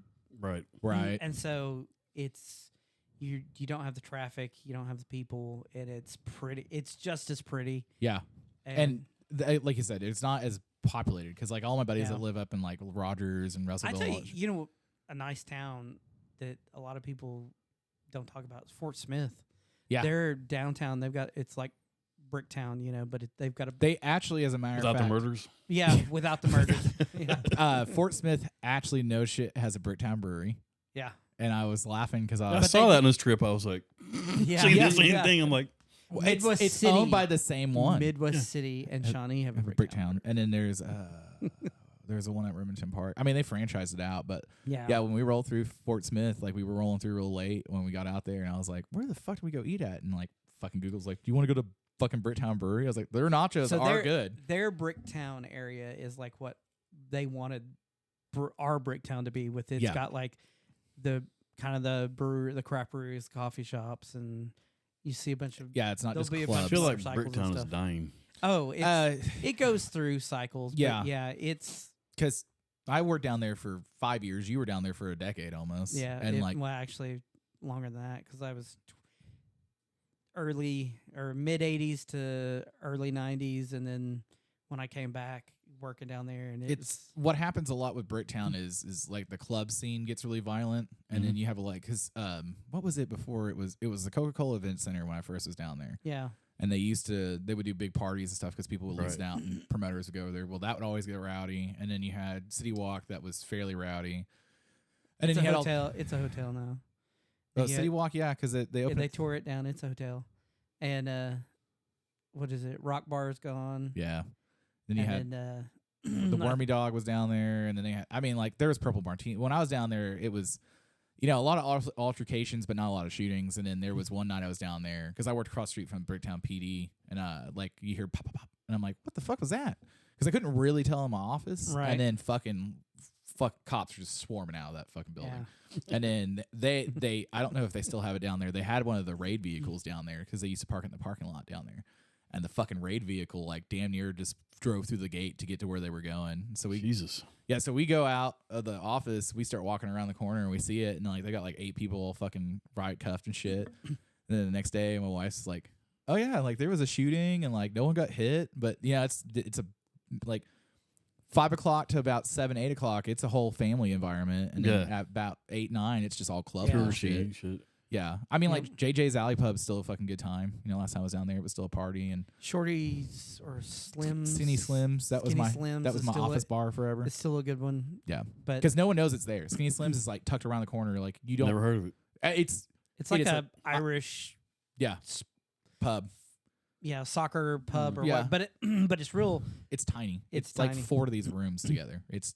The occupancy when they first opened it was 150 people, and we were like, there's no way you could fit 150 people in here. And the next week, there was like 42 people could be in there. Yeah. And then they would hold like for the World Cup, they get the blow-up TVs, and they put it behind it. There's a big parking lot behind it, and they'd get everybody over there. And I'm like, God, I can't imagine trying to fucking sling drinks in there when it's that many fucking people. But anyway, it'll probably come back when they build the soccer stadium and all that bullshit down there. Yeah. Because it waned. I mean, like the Paseo and the Plaza. I mean, all that shit kind of comes and goes and fucking waves. Midtown. Yeah. Yeah. Because Midtown was popping, but then whenever that Sunset Club went out, they had all the shootings there. Well, it was Kong's Tavern had a bunch of shootings in front of it. One of my buddies worked security, and he was like, so we threw 4 or 5 guys out of Kong's and told them get rocked. Big wheel days, man. Got to air out in front of Kong's. Yeah, dude. Did you used to go to Kong's with Big Wheel? I was gonna say. I was like, I bet I saw you at Kong's then before I met you. I bet I saw you down there. Because I used to go. I didn't go to Kong's, so I'd go all over like Fazler and all that shit. Yeah. And we would park over around the corner and walk up. You used to go to the Drunken Fry when it was over across from the High-Low or around the corner from the High-Low, and then everybody from there started the Pump. Yeah. And then they moved the Drunken Fry over to Yeah, it's over We're by across The from Good pump Time. used to Good be times cool, and then now. it got all woke and shit. Which one? Yeah. The pump used The to be pump. cooler. Then it got Yeah, all, it's Yeah, I mean, it's weird. it's. I mean, it's ever still since a good COVID, times. everything's Yeah, Yeah. I mean, well, that's one of those deals too. Is it's like we like not last year, but the year before for my birthday, we did a dive bar crawl because I was like, I just want to go to dives. Like we went to Junior's Steakhouse, Yeah. which was a fucking good time. Yeah, it is. We started off real good and we ended real fucking rough. We went to did we Hawaiian Don's? Was that the last one we went to? No, haven't been there no, in that forever, was, dude. That was, Oh, dude. that was the middle one. What was 'Cause- the last one we went to? Okay, so because I put it together. I was Uh, So yeah, we did started at Junior's and had dinner, and then we went to Wilshire Club is where we Yep. started, yeah. and which Wilshire Club's actually a good time. Yeah, I mean, that's for- actually a really nice dive bar. Yeah. I mean, Um, for you it sucks because it's a drive over, but like, and you don't really drink. yeah. like 12, maybe 18 beers a year. Is what Yeah, I that's drink. what. Yeah. This is a normal thing then for we the went to the store. Yeah, the store club. Went at Don Quixote's. Oh yeah, I forgot about Don Quixote's. Went to, We went to everywhere you could probably get shot at. yeah. Damn. Yeah, Went to dude. Don Quixote's. Went to Hawaiian Don's, which Hawaiian Don's was not like I remembered it. Oh no, it was real. And I guess Hawaiian Don's was because we were going to go out to Margarita Island. Yeah, and then we wound up not and doing we it. ended up just going to get food. Yeah, we got and hit a called it taco a stand. night. Yeah, But hit, yeah, hit the taco stand right well- down the street from Hawaiian Don's. Yeah, but like like Edna's. Like Edna's used to be the spot back Oh, in the we day. went yeah. to Edna's too, didn't we? Yeah, I think we went and got lunch boxes. I'm Yeah, pretty sure. we Fuck, did. I was We did. fucked up that night. Because we went from Junior's to Edna's was the first place. Yeah, because so what was supposed to happen is I have a friend that lives in Germany, and it was Wackenfest. So on my birthday the year prior to that, she was like, "Hey, I can get tickets to Wacken and like Iron Maiden's headlining." Is it Whacken or Vakken? So it's Wacken for Americans. If you say Wacken, which is how the Germans would pronounce it, they immediately go, "It's Wacken for you." Okay. Yeah. So we were gonna go over there because Iron Maiden was headlining on my birthday, and I was like, yeah, dude. One yes. of my favorite bands. Dude, I was like, fuck yeah. And it's not going to be an arena one. It's an open air fucking Right. show. Right. And then she couldn't get all of her shit together because you camp for 3 days. And she couldn't get all her shit together. And I was like, okay, I guess I'm not flying the fuck over there. She's like, you still have tickets. You still go. I'm like, I don't speak German, man. Guten Tag is not going to get me very far for a fuck. Where's the bathroom? Just walk around screaming at everybody. They'll think you're speaking German. I know. I've been over there a couple times. But so then I canceled that. And then my wife was like, I've already got tickets to another concert in like Kansas City. So she's like, I'm gone all weekend. And I was like, don't cancel your shit because I had to cancel my shit. So I was like, boys weekend. So fuck. That was like, was that Saturday night we did it? I think so. So Friday night, one of my other buddies came over and we got fucking proper drunk at the house. And then like Saturday morning, I woke up and I was like, I don't know if I got it in me to do another fucking night of this, man. And I'm turning 33, 32, and I was like, I don't know if I got it in me, man. I haven't been drunk since 2014. Do you remember the last time you were drunk? Yeah. He remembers the last time he smoked pot. So Yeah. And I was hungover. And I was July like, I'm 4th, done with this shit. 1992, because I had to push back my enlistment by like 90 days because I was like, fuck, I can't pass the drug test. yeah. I couldn't smoke weed for 30-something years. Mm-hmm. I mean, that's the last time because ever since then I've been in Yeah, either you're like the me, huh? military or I'm Same. somewhere where I'm like, I get drug tested. So, Yeah. and then at OFR, we're up there and That was fucking hilarious. so I've never seen you so Bell, upset. who's just love him. Allegedly. I Allegedly it was love him. Bell. No, allegedly. But no, I love him, but sometimes he's a menace to society. Yes, he is. And Yeah. but that's part of his charm. Yeah. Well, we're sitting there and he's like, "Here, take this." He's kind of got some, the magical, shrooms, and he's passing out little caplets. And he comes up to me and he goes, "Here," and I'm like, "No, I can't." And he's like, "Why not?" And He I'm was like, verbally upset about how he couldn't was take like, it. I get drug tested. I got a lot of reasons why. And so I got a salary running on this. my security manager at where I work at, You're a tinker? yeah. Well, Allegedly. his son. No, I Yeah. work at home base. I got a government job. Yeah. Do you do it or? I order airplane parts for AWACS Yeah. for What do you for order? you fucking aircraft mechanics that are little bitches, because Shots fired. I want that rivet. It needs to be the right rivet. It hasn't been me in 5 years. No. Dude. Literally, my last day was literally fuck you. Fuck you. You're cool. Fuck you. You pulled the Scarface and told, fuck you. Dude, it was just my buddies that were there. They were laughing their ass off. The level of confidence you had to have that you were not coming back to work. So I got my 100% with the VA. Right. And Thank you for I'm your on my way to service. the work, and I'm like, okay, so I'm going to put my medical retirement paperwork in. I'm going to hang out for like 6 months. Yeah. Go to work once or twice a week. Fuck them. That was my mentality. Yeah. Yeah. Fuck them. Get in the gate. I'm there not even 3 minutes. And you're like, fuck this. They started chewing my ass about some shit that day shift did. I worked swing shift pretty much my Okay. entire career. So they're chewing my ass about some shit that day shift did. And I just stood up and said, you know what? I don't got to put up with this bullshit anymore. Fuck you. Fuck you. Did you literally tell Yes, people? literally. That's why I love you, Donnie. You're cool. Went and knocked on my unit chief. Called her a cunt. Just to open the door. And, Dude, you gotta tell the story about the regional manager lady in a second, dude. and then I was out. That was my last day. Okay, I got a question. Okay, so from when you did that, how long? Because you had to pack your tools up and shit, right? I didn't do shit.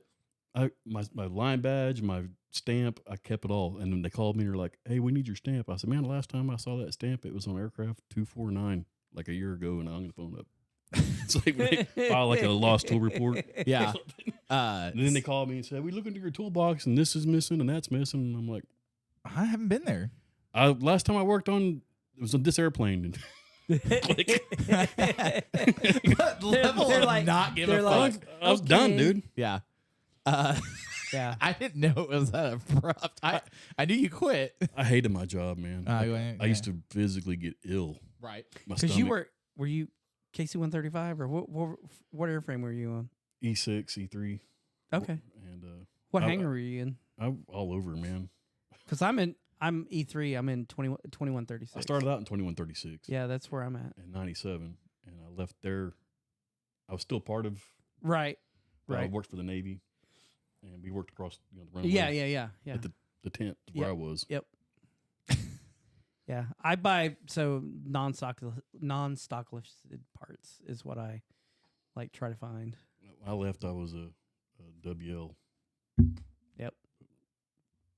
And So I spent my first. So I'm with DLA. I'm not Air Force, and so I spent the first 5 years in a warehouse that I was on a graveyard, and I loved it. You know, it worked out perfect for me.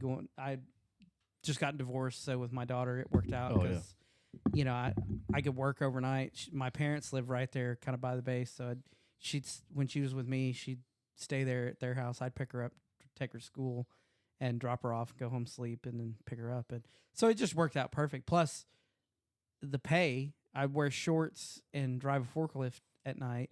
And Forklift certified. dude, so well, it'd you know, I pissed went me to off. The whole time I worked out there, we couldn't wear shorts. What?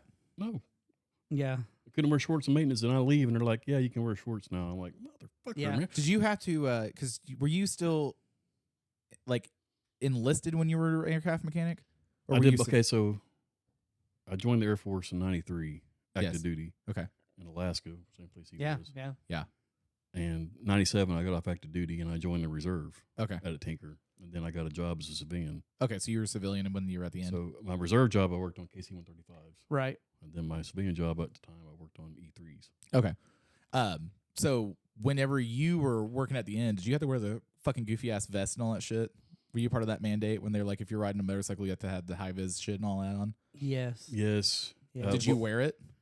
You had to. If You had to. So If you what- want- what if was you the want to option? get on base, Yeah. you have to. Well, so I sold scooters and worked on scooters in 2009, and we had a bunch of military guys that would come through because we were the only ones that had the high vis shit right. because of scooters. Because like everybody, it was a lot of people that never rode anything before, so they're like, I want fucking bright ass yellow shit. So we had The a mess amount of of that. bullshit that you would catch if you didn't So is it just to get on base, or was it all the time? all the time. Yeah, I was gonna say, from my understanding, they were like, if you're riding anything 2 wheels and that's not a bicycle, you have to wear it. Yeah. Well, if you're active duty, they own your ass. They can Yeah. tell you what to do. Yeah. Yeah. But as a civilian, I mean, they can make me wear it to go on base, but after that, go fuck Okay, that's what I was yourself. wondering. If Yeah. you had to wear it all the time. Yeah, because I had one guy that not a vest, but it's like the buddy I had that's out in the garage, and he was like, I came in, he's like, I ride a Harley, I don't remember what it was, and he's like, I'm getting the scooter for my wife. I was like, brother, you're gonna buy a scooter here in about 2 weeks. I was like, I'm not saying for sure, but I was like, she's probably gonna ride the scooter and probably not like it. Because she should be riding with you. That will make it better. I was like, you really should be buying 2 scooters. Because I was a great salesman over there. I was like, you need to have one and she'll have one and you guys ride together. And then he was like, I'm not riding a fucking scooter. That's gay. Yeah, bro. I was like, all right, man. I was like, these scooters are fucking They're shit. fun. And so this motherfucker he rides it from over by 50th and Western all the way back to his house somewhere in Norman. And I'm like, God, on a 50, that took all fucking day.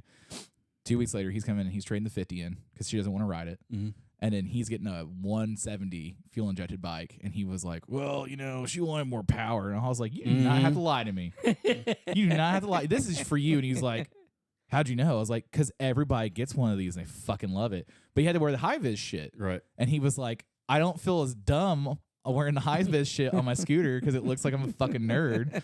And he's like, I'm a Harley. Everybody gives me shit for it. And I was like, fuck the Harley, dude. Ride fucking scooters, man. I have many regrets in my life, but one of them is the panty dropper, Shelby's scooter. Oh, yeah. We're all accustomed with that scoot. Okay, Yeah. so that scooter was my dad's. I didn't realize it was your dad's. And my dad called me one day, and he's like, come get this goddamn scooter out of my garage. I'm tired of tripping over it. And I'm like, I don't want that gay-ass fucking thing. And so I call Shelby, and I'm like, hey, man, you want a scooter? And he goes, no. Dude. I said, it's free, and it runs. Shelby goes and gets it, and now I look at it, and I'm like, fuck. Because it was meant when he got it, right? Yeah, my other cousin, Bo, got a hold of it and destroyed it. Is that what he did? Did Bo do the paint job on it? No, the paint job on it, okay, the story behind that scooter is my dad had it. He got it from his friend named Irv. Okay. And this dude named Joe Lind was a custom painter or whatever. He had some of that leftover, what is that shit that Ford has that changes colors? Oh, the chameleon. The chameleon paint? The Mystic Yeah. paint. Yeah. The Mystic. He had a little bit left over, so he decided to paint flames on his Honda Spree. Oh, yeah. The first time I saw it, okay, so as a metric guy, because with T-Bar, I got invited to go to T-Bar the first time, and I was like, it's wrong department, man. Send that shit over to him because he's got the fucking Harley. Man. And then I know. So we've been through all this shit. So we talk about it, and I'm like, and he was like, well, you got to park across the street. I'm like, I don't give a fuck. I'm gonna park it. No, he needs a park across the street. Yeah. So I was laughing about it, and I was like, all right, whatever. So I show up, and then fucking Can's there on a DR fucking 300, and then you were there, and I talked to you, and you have I wouldn't say expression when you're not sitting around, when you're not thinking, where it's like you can't be approached, but it's like I probably need to make sure I make them laugh the first time. Which was that hard to approach? Damn. No. You got a decent bitch face. Yeah. And so I started talking to you. We start bullshitting. And when it got moved over to the Flycatcher, that's when Shelby brought the panty dropper over the first time. And I never met Shelby. And you just like, oh, that's my cousin, blah, blah, blah. And Shelby definitely has the do not fucking talk to me look. It's a I love family trait. Yeah, I love that motherfucker. He's at my birthday party this year, and everyone's like, who's that? I'm like, that's my buddy Shelby, dude. He's down. He's what's up. And then side note for fucking Shelby. So we were all partying, hanging out. And we're at Sauce in the Paseo, and he does, as Shelby does, he is leaving. But much like you, when you're going to leave, you don't say bye to everybody. So there's a reason behind that. And I respect that reason. Yep. It's an Irish goodbye. It's, because I've seen it happen when you try to actually do it. Yeah, it takes 45 minutes to leave. Yeah. And he goes, you want to say bye to everybody? And so I'm like, man, I'm just fucking rolling. I'll see you next week. And that was, so he does that same shit at my birthday. Well, I was walking to the bar as he's doing. I was like, hey, what are you doing? He was like, I'm leaving. I was like, did you say bye to at least Kim? And he was like, I'll tell her later. He's like, he was over here hanging out one night, and then I can't remember. Yeah, he said bye, but he was like, he got up and was like, I'll see you later. And she was like, is he mad? I'm like, that's literally how he says bye. Yeah. Yeah. There's no offense. So Shelby shows up on the scooter, and I was like, fuck yeah. Is this like your shop bike? He's like, yeah, dude, this is a shit. And he's like, yeah, scooters are what's up. And I was like, I feel at home. Yeah. Having people that like scooters. And then we have a little surprise in the garage. You can look at it. It's not free, but you can look at it. Oh, really? Yeah, it's not in the garage. It's in the shed, but you'll enjoy it. So I've been holding on for the right person to buy this thing off of us. I've transported that from Methelham, from Methica. So I've been on Cal for 2 years. I'm like, next time you get a cheap scooter, let me know. Oh yeah, like so I don't think I've taken the buddy down to him yet because he's right around the corner. No, but you need to get that. I need to get the Melosi You need kit. to get the kit for it because at Fast Life, dude, it was sad. Oh yeah, Yeah, were you the night that you guys were there sleeping up by the clubhouse? Mm-hmm. We were all racing. So Bella had his scooter. I heard him all night. Oh yeah, Yeah. And then I had all weekend. Well, and then so Caleb brought down my scooter on my trailer because I had it since he was in his truck from the wreck. I was like, just bring my trailer and my scooter down because then you can use the scooter if you want to walk. If you gotta go anywhere, like use it. And then so I think I came back from running parts and everyone's like, or I was drunk, I don't remember, and everyone's out racing my scooter against that Bell. one and Bell's was like just like lapping it. And so somebody had raced on mine around the campsite, and I just went, "It's my bike. I don't give a shit if I fucking fold this thing up. I don't give a shit." Who's that guy? I don't remember. He wasn't wearing a shirt. He's super nice. I thought he was a super dickhead. nice guy. No, I thought he was wear a a dickhead shirt at the whole first. weekend. But yeah, he didn't have a shirt on. Well, I raced him on my scooter, and Bell's scooter's way faster than mine. But I fucking because you come up on the 2-step essentially because it's 2-stroke. Right. Come up on the pipe on that motherfucker and just on mine, I was like, I've done the de-restriction, done some shit to it. It's not fast, but it's all the stock shit you can do really easy. And I just launched on that guy, and he's like, "What the fuck?" It's like I take this thing across major streets to get to OnQ. I know how to launch this thing. And I'm going through the fucking dirt and laying, like, putting legs down and shit, fucking scooting out from me. And I'm like, I want one bad. oh, dude. Yeah. When they passed that law at 50cc and below, I was really pissed about the penny dropper then. Yeah, dude, because I didn't realize it was a spree at first because I was like, oh, yeah. I was like, because I was talking to him about it. I was like, that's a bicycle in the state of Oklahoma's eyes now. Yeah. Yeah, when my dad had it, it was mint. Yeah. And Shelby took it down to the lake, and our other cousin, Bojack, Is his name really Bojack? Yeah. He's the dude that base jumped off the Devon Tower. Oh, I know him then. Okay. I know him through Guilt by Association. So that's another cousin. Anyways, Shelby let the penny dropper down at the lake, and Bo got a hold of it and did the Mystic Chrome shit on it. Oh, dude, it looks rough as fuck. You got beat the shit. Yeah, that bike looks fucking rougher than a stucco bathtub. It still runs though. Oh, dude, it gets at it because I was over there fucking around at the shop one time because I like just going over there and hanging out sometimes, and I was like, I want to bring out the fucking spree. I was like, he's like, tuck back there, don't fuck with it. I'm like, I got it, but I kind of want to get it out. I do too. Every time I go with her, I try to get it out. Dude, and like the thing that fucking sucks is like they're far enough away from everything they can't really use it for parts.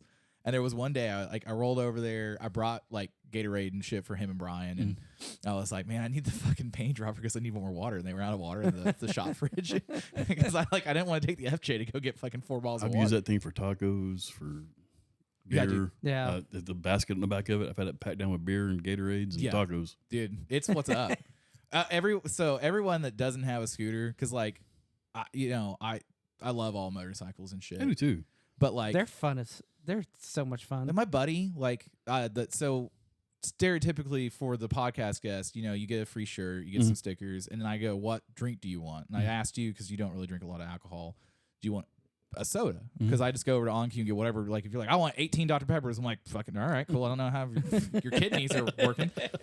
So I roll over there today to go, and like, I roll over today on the scooter, and it's got Gays for Biker Jesus on the license plate that's covering it up, and the license plate's all hanging off from fucking Fast Life. And then Shelby's Gay Bikers for Jesus is on the fucking headlight. And so I roll over there, and the security guard's like, hey, is this your bike? I was like, because he seen me on the FJ and the KZP. And I was like, yeah, watch it. Don't let anybody even steal that thing. And he was like, okay. You get your alarm on it. So I should get a chirp for it. That'd be amazing. It doesn't do anything other than just chirp. Yeah, just chirp chirp. So I roll over there. I get like Smokey and Friday. Piece of shit, man.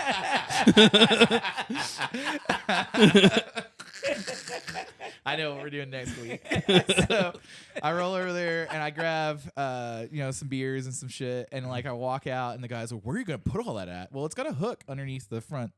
On the front part of it where you can hang grocery bags, or you put it underneath the seat, which holds a fucking 3/4 helmet or a lot of beer. Damn. You're like, yeah, dude, I'll show you the picture. You just put them on the floor and put my feet on it. I know, it's got a hook for the bags, which when I go get shawarma around the corner, I'll use that so it doesn't get like fucked up in the under compartment storage, or you just put it in the under compartment. One of my buddies fills his with ice and uses it when he's at the track. Because it's the motor's right underneath it. And he's like, yeah, if you fill it, he insulated it and then fills it with ice when he's at the racetrack. So he's like, we're all around all the pits. He's got beer underneath the seat. He's like, you want a fucking Coors? You want a fucking Natty Light? And like, he's got a little drain plug in it. So as it's fucking going, it's cooling the motor down. He's like, it's more performance. Nice. I got to get one. I need a winter project. So. Yeah. Well, we're going to show you something cool here in a little bit. But anyway. So you go through Hot Springs, and then where was the next stop after that? Dallas. Okay, so then was it at the normal place where they do T-bar at, or no? They do their T-bar, their T-bar Tuesday or whatever. I think it's called Cold Beer Company. Yeah, that one. Yeah. The free party for 4 and 3 was at Rick Fairless' place. Yeah, Strokers. How was Strokers? That's biker mecca, man. If you I haven't been yet. If you've never been, Every time I try to go down, they close way too early. So yeah, get there early, and Rick will give you a tour if you want one. Yeah. So I know a bunch. Because scooters. I know a bunch of guys. There's a scooter, not club, but it's a group of scooter owners that have a drinking problem. Drinking problem with a scooter problem. Drinking group with a scooter problem. But like they do it at one bar, but they go to Strokers like once or twice a year and crash it with like 60 guys on scooters. Hell yeah. And he's like, they usually try to pick an event that they know isn't going to have a lot of traction, right. so that they crash it. And like they're like, dude, Rick is the shit. He's super fucking nice. Oh, he's awesome. He's I don't know how he does it. Well, and like they're like, man, he's got so many irons in the fire. Yeah. And like Rick Fairless is like just an interesting cat to begin with. You know, he builds cars there too. Yeah. He's called Punch Wally Garage. Yeah, Punch Wally Garage. Yeah, with the smoking chicken. Yeah. And so they were like, yeah, he's the shit. Like, and he fucking like the first time, I'm like, man, we don't know if Rick's gonna be okay with this. And one of the guys is like, yeah, he'll be fine. Don't worry about it. He's gonna fucking love it. And they show up on all the scooters, and they're like, Rick comes out, and he's like, hell yeah, because he's this old looking hippie dude, and he's like, walks out and it's all tie dye shit. Everything he wears is tie dye, dude. And all of his cars are tie dye, all of his bikes are tie dye. But yeah, so you went to Strokers Ice House, and so that looked like it was a party. Yeah, we got there late because well, okay, so the last gas stop before Dallas, told everybody, you're like, hey, here's where we're going. Yeah. Put it in your phone, because I don't know if you guys ever rode in Dallas. No, it's it's fucking awful. Insane. Fucking 3 of the deadliest highways in the U.S. for I don't know. during rush hour. Yeah. When you go down and visit and hang out with Trey, I don't know. Do you drive down or you ride down? I drove down there for bike night one time. But usually when I went down there before, I usually ride down. I don't want to. I just have no desire to ride in Dallas. So we get there. We hit Dallas at rush hour. Uh-huh. Like 30, 35 deep. And yeah, that was trombone noises. He doesn't have his headphones on still. Womp womp. Yeah. So everybody gets split up. He's doing the traffic. We'll let 35 bikes in. Oh, so it's 35 bikes that were on it? At least. I mean, there was a bunch. Yeah. But I'm one of the only guys who has a damn GPS up. Everybody else is doing the fucking map, remembering shit. So remembering shit. Yes, Donnie, that's one way to put it. Remembering shit. Or easy mode. We get off, and we're trying to flag everybody down because we're kind of past the exit. It's bumper to bumper. And they see us. Well, Brian sees us too, but they didn't get the exit in time, so they're kind of crossing the median, not the median, but the dirt and shit. Yeah. Right. Brian hits this fucking hole. Oh, shit. And it breaks the bottom fitting on his oil pan for his return on the oil line. Yeah. And I didn't know because once I saw everybody was getting off, I'm like going to the hotel. Right. I get to the hotel because it was every man for himself. I remember telling everybody specifically. I wasn't the only one. About Dallas, but it's just everybody that can do whatever. Even Steve Chamberlain was like, yeah, that's every man for himself. Get down here. You know? And Steve Chamberlain, I have never met him, but I've heard a lot of like, mock Jesus is how fast he rides. So I get to the hotel and I pick up my phone and I get a message from Brian that says, I broke down. So I call him and he's like, yeah, it's just fitting, blah, blah, blah. So I'm like, all right, man, I'm going to run down to AutoZone and see if I can get one. Yeah. So I went down to AutoZone, I got a fitting, and I go back to where he was and surrounded by shell casings. everywhere. Oh shit! Like fucking everywhere. And the fitting I get isn't the right fitting because, you know, he's trying to assess what it is. And I'm like, is it a 3/8? He's like, yeah, I think it's 3/8. Yeah. It wasn't. It was a 1/4 inch.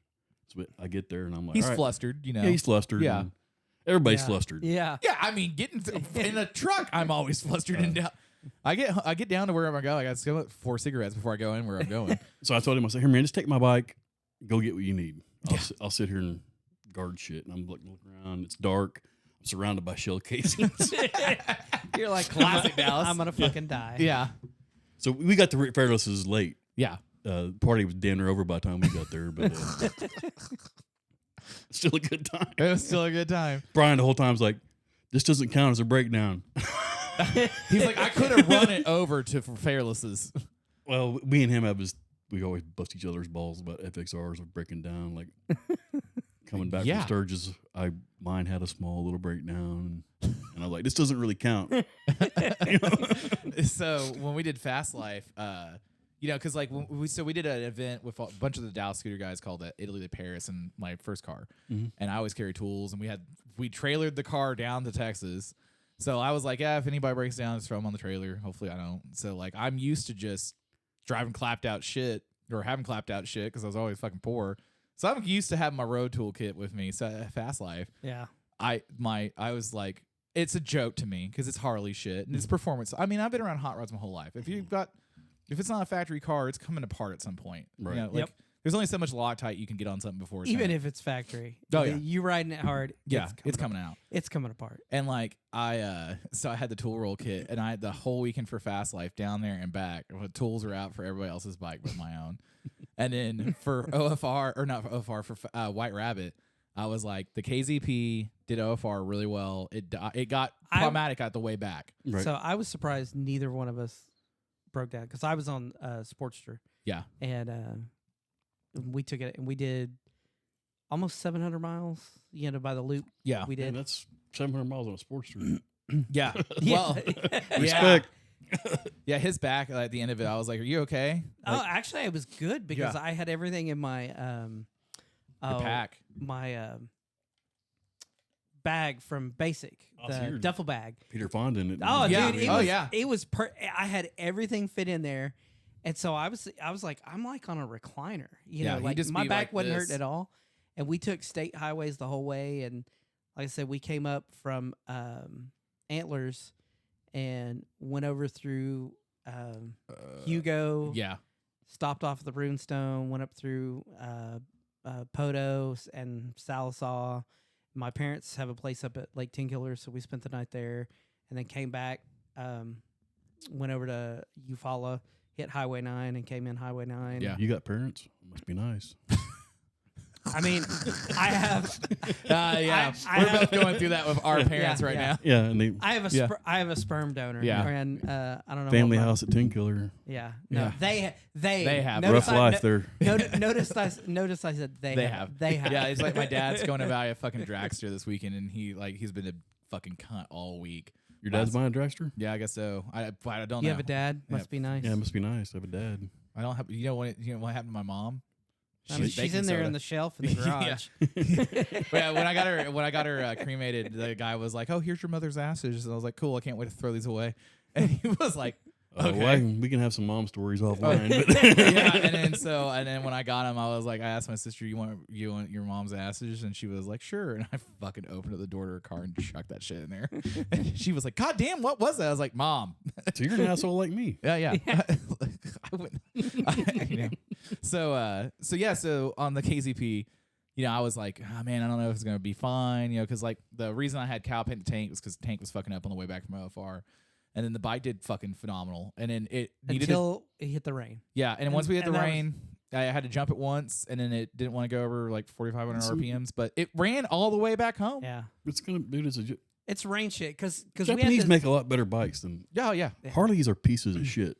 I Yeah. know. And the reason I like them is because they're customizable. Yes, and that's Right. yeah. A stock Harley sucks. Mm-hmm. Metric bikes are hands down. If you want a better motorcycle, Yeah. get a metric bike. Right. Well, and like So and you hear this, Harley's made in America. No, it's not, motherfucker. Look at your wheels. It says China on them. Well, so we were talking about the forks one day. Like me and you were bullshitting, and he goes, "Yeah, you know who makes the forks for fucking Harley? Showa." And I was like, "You know who makes forks for Honda and Yamaha and Suzuki? Showa." You know who owns Showa? Honda.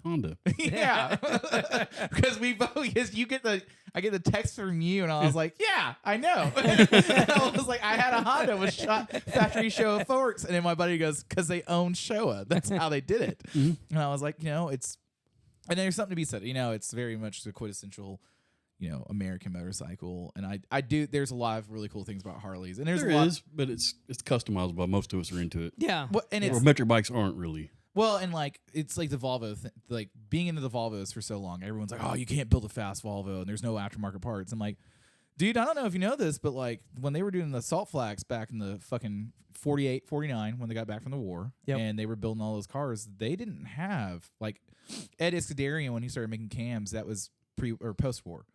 Like they didn't have hot rod parts. Like that Eldebrock and all those guys started making them as the market, like the first guys that were fast made their parts. So I'm all okay with, I have something goofy, I'm making my parts. Like I made a Volvo that ran 12-second passes because I made my parts. There you go. I nothing wrong with that. Well, and like I fucking called, they're closed now. There's this place called Par Automotive over off of 10th. Remember Par? Yeah, so I called him one day and I was like, I need AN fittings, actually, as a matter of fact. And I needed them. I needed them right now. And I called the guy and I was like, I need a -6 AN fitting and this much hose. And he was like, what's going on? I said, doesn't matter what's going on. I need this and this. It doesn't matter what's going on. What's going on? What's going on my Volvo? And he goes, well, we don't sell Volvo parts, and hung up the phone. So I waited 10 minutes and I call him back. I was like, hey, Dick, I need this AN fitting. And he was like, we don't sell Volvo parts. I was like, I don't know if you know this. I'm not asking for a Volvo part. I'm asking for AN fitting and Army Navy fitting, which is a standard fitting for most fucking hot rods. Do you have it in stock or not? We don't have Volvo part. I'm like, I swear to God. So then I called a place over in Midwest City and they had it. And they're like, oh yeah, come on over here. We don't know. Speed Tech? No, what's the fuck? It's over, it's Andre's shop over, where's that on key over off of Reno, 29th? 29th and Douglas. They're back behind all 29th and Douglas. Yeah. He's you're Abel? Yeah, Abel. I couldn't fucking think of their name. Yeah. What was even more fucked up is we have it. I'm looking at it right now. I go all the way over there. And they're like, oh, we don't have it. He was like, I looked at the wrong I was like, well, I'll just go. Smiley's had it. And when I called Smiley's, they're like, we don't care. Fucking, yeah, you need this. Yeah. Yeah. So, yeah, but I mean, the customizable thing for Harleys is really nice. And if you want to make it really, really cool, you don't have to machine so much shit and you're not fabricating so much shit. You can catalog build one out, even in odd spec, but you can build it out pretty well, pretty easily. Yeah. You can, every part on a Harley, somebody makes it. Yeah. I mean, you're not. I learned that the hard way on my first Harley that I had. Everybody was like, I went from metric to Harley and had no clue. And so I'm trying to piece together a basket case and buying stuff, and people are like, oh yeah, it'll fit. That's the good thing about Harleys though, because if you got a 1976, you can get parts for it. If you got a 1976 Honda, yeah, you can get them, but it's just learning where to readily get them from. Yeah, like, oh, that's what even is more crazy now is I've been seeing a lot more guys that are, I'm not gonna get a Harley, but I'm building a cafe racer or I'm building a rigid, like, Harley style esque 60, 70 eras chopper, but I'm going to do it with an XS or I'm going to do it with a CB 500 motor or whatever. Those guys are actually starting to really source that shit out a lot more now. So it's better than what it was, but it's still, if you're going to rebuild one of those, you're going to have some time and effort into it. Choppers are huge again now. I know. Chopular. God, that just makes my back hurt. Well, the good thing now is the trend is kind of quote unquote performance choppers. Yeah. So it's a chopper with like inverted front ends and Owen shocks and it's not fucking a rigid with a Springer front end on it. Yeah. Like it's not the CFLs that Jess James was building. And the old school old shovel heads and stuff like that. Brian builds. That never went out of style. That's always been. And there. If I had unlimited funds, I love shovel heads that I could just dump money into. My favorite bike to build would probably be an iron head.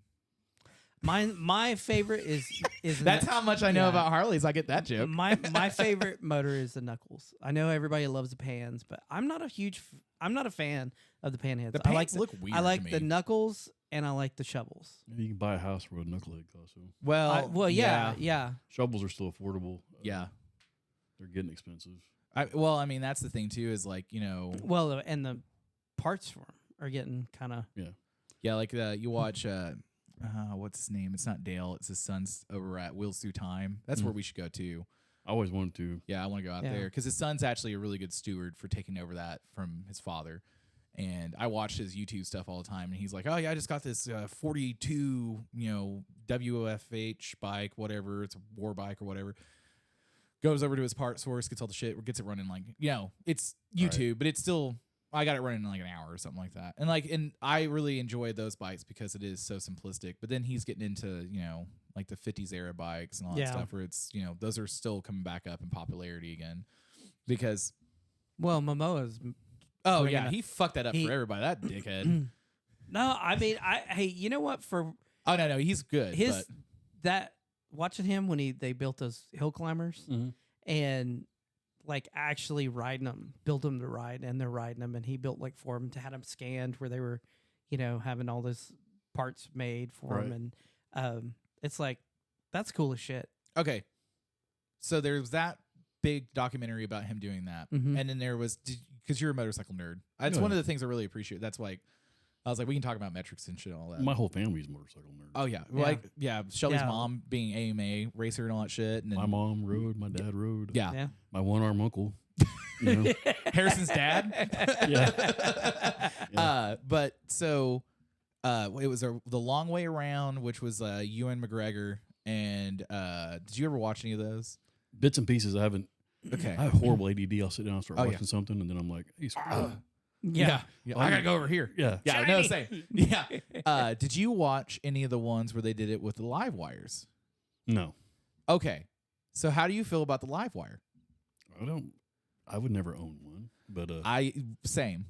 Have you been on one before? I think I kind of have the itch for an electric bike. Yeah. But it wouldn't be a live wire type. It'd probably be more like a bicycle Yes. type Yeah. electric bike. Yeah. So when I was up in Seattle, I rented a Heritage. Softail, Yeah, Softail Heritage. And worst fucking motorcycle I've ever been on. But it was a rental bike. So I kind of knew. It was supposed to have 11,000 miles on it, which I was like, all right, cool. It had 45,000 miles on it, and it wandered everywhere it went. It was fucking awful. But they had live wires up there because it's Seattle and Portland area. So everybody's up there, all electric and shit. And I was like, well, how much is one of these goddamn things? And the guy's like, $42,000. I was like, get fucked. you know, how much is a Road Glide right now? He was like, Road Glides, they had about the Road Glides up there for like fully decked out, almost CVO was like 28. And I was like, fucking, why would you buy one of the fucking live wires? Yeah. But all that being said, now that Harley's new plan is doing not the Meteor, but they're doing the big India push because that's the largest motorcycle market in the world. That makes sense for them. And the live wire with the, they're doing the two models of the Delray and then another one. Right. I'm kind of, it would piss everybody off if I got my first Harley was an electric Harley. So I mean, the other day when I was in Ace Hardware and I was looking at that Ego, yeah, they have a little takes a weed eater battery. Yeah. The And Sonos. I'm kind of like, I'm looking at them too. I'm kind of like, huh? Not the because it's like $1,900. I'm like, yeah. It'd be fun to I wouldn't get play one. with. There's a Swedish company like Husqvarna that was their thing. That's why I'd say. You mean KTM? Yeah. White KTM. yeah. But it's called Cake, but I think they pronounce it like cock or something like that. I don't know. It's fucking European shit. One of my buddies test rode one for journalism, and he said it was really cool. It's good that we're going that way, but this thing was that particular bike was awful. But he said the live wire is actually pretty good, and. But I was wondering if you'd been on one yet or not, because you're very motorcycle curious. No, I mean, I just had an opportunity to. I'd throw a leg over one at second. Oh yeah, they're apparently a fucking ripper. Like just supposed to be fucking. Well, it's like Teslas. Oh yeah, I mean, just stupid fast. I drive electric cars all the time. My little bullshit job. Yeah. Oh yeah. I rented one when we were out in Vegas. Me and my wife were out in Vegas for our honeymoon, and we were going up into Utah, and so it was like it was the same price as anything else. I was like, I want to drive one. Tesla. I want to see it. I want to see how it drives for itself. And I mean, it was cool to me. It felt like a novelty, but god damn, you push on that fucking accelerator, and Yeah. it was like Shits and gets. 80 to 110 in no time. So, you know, the clock's ticking on Harley. Yeah, It really is. The EPA's cracking down on them. yeah. They're going to have to water cool. They just have to. Yeah. And Well, because I mean, that was I'm ready for it, man. That's what I want. I want what a sucks Road is- Glide with a Pan America motor in it. yeah, that was where I was going with Yeah. that was the Yeah. Pan America motor because that's the original from California's going to take them down.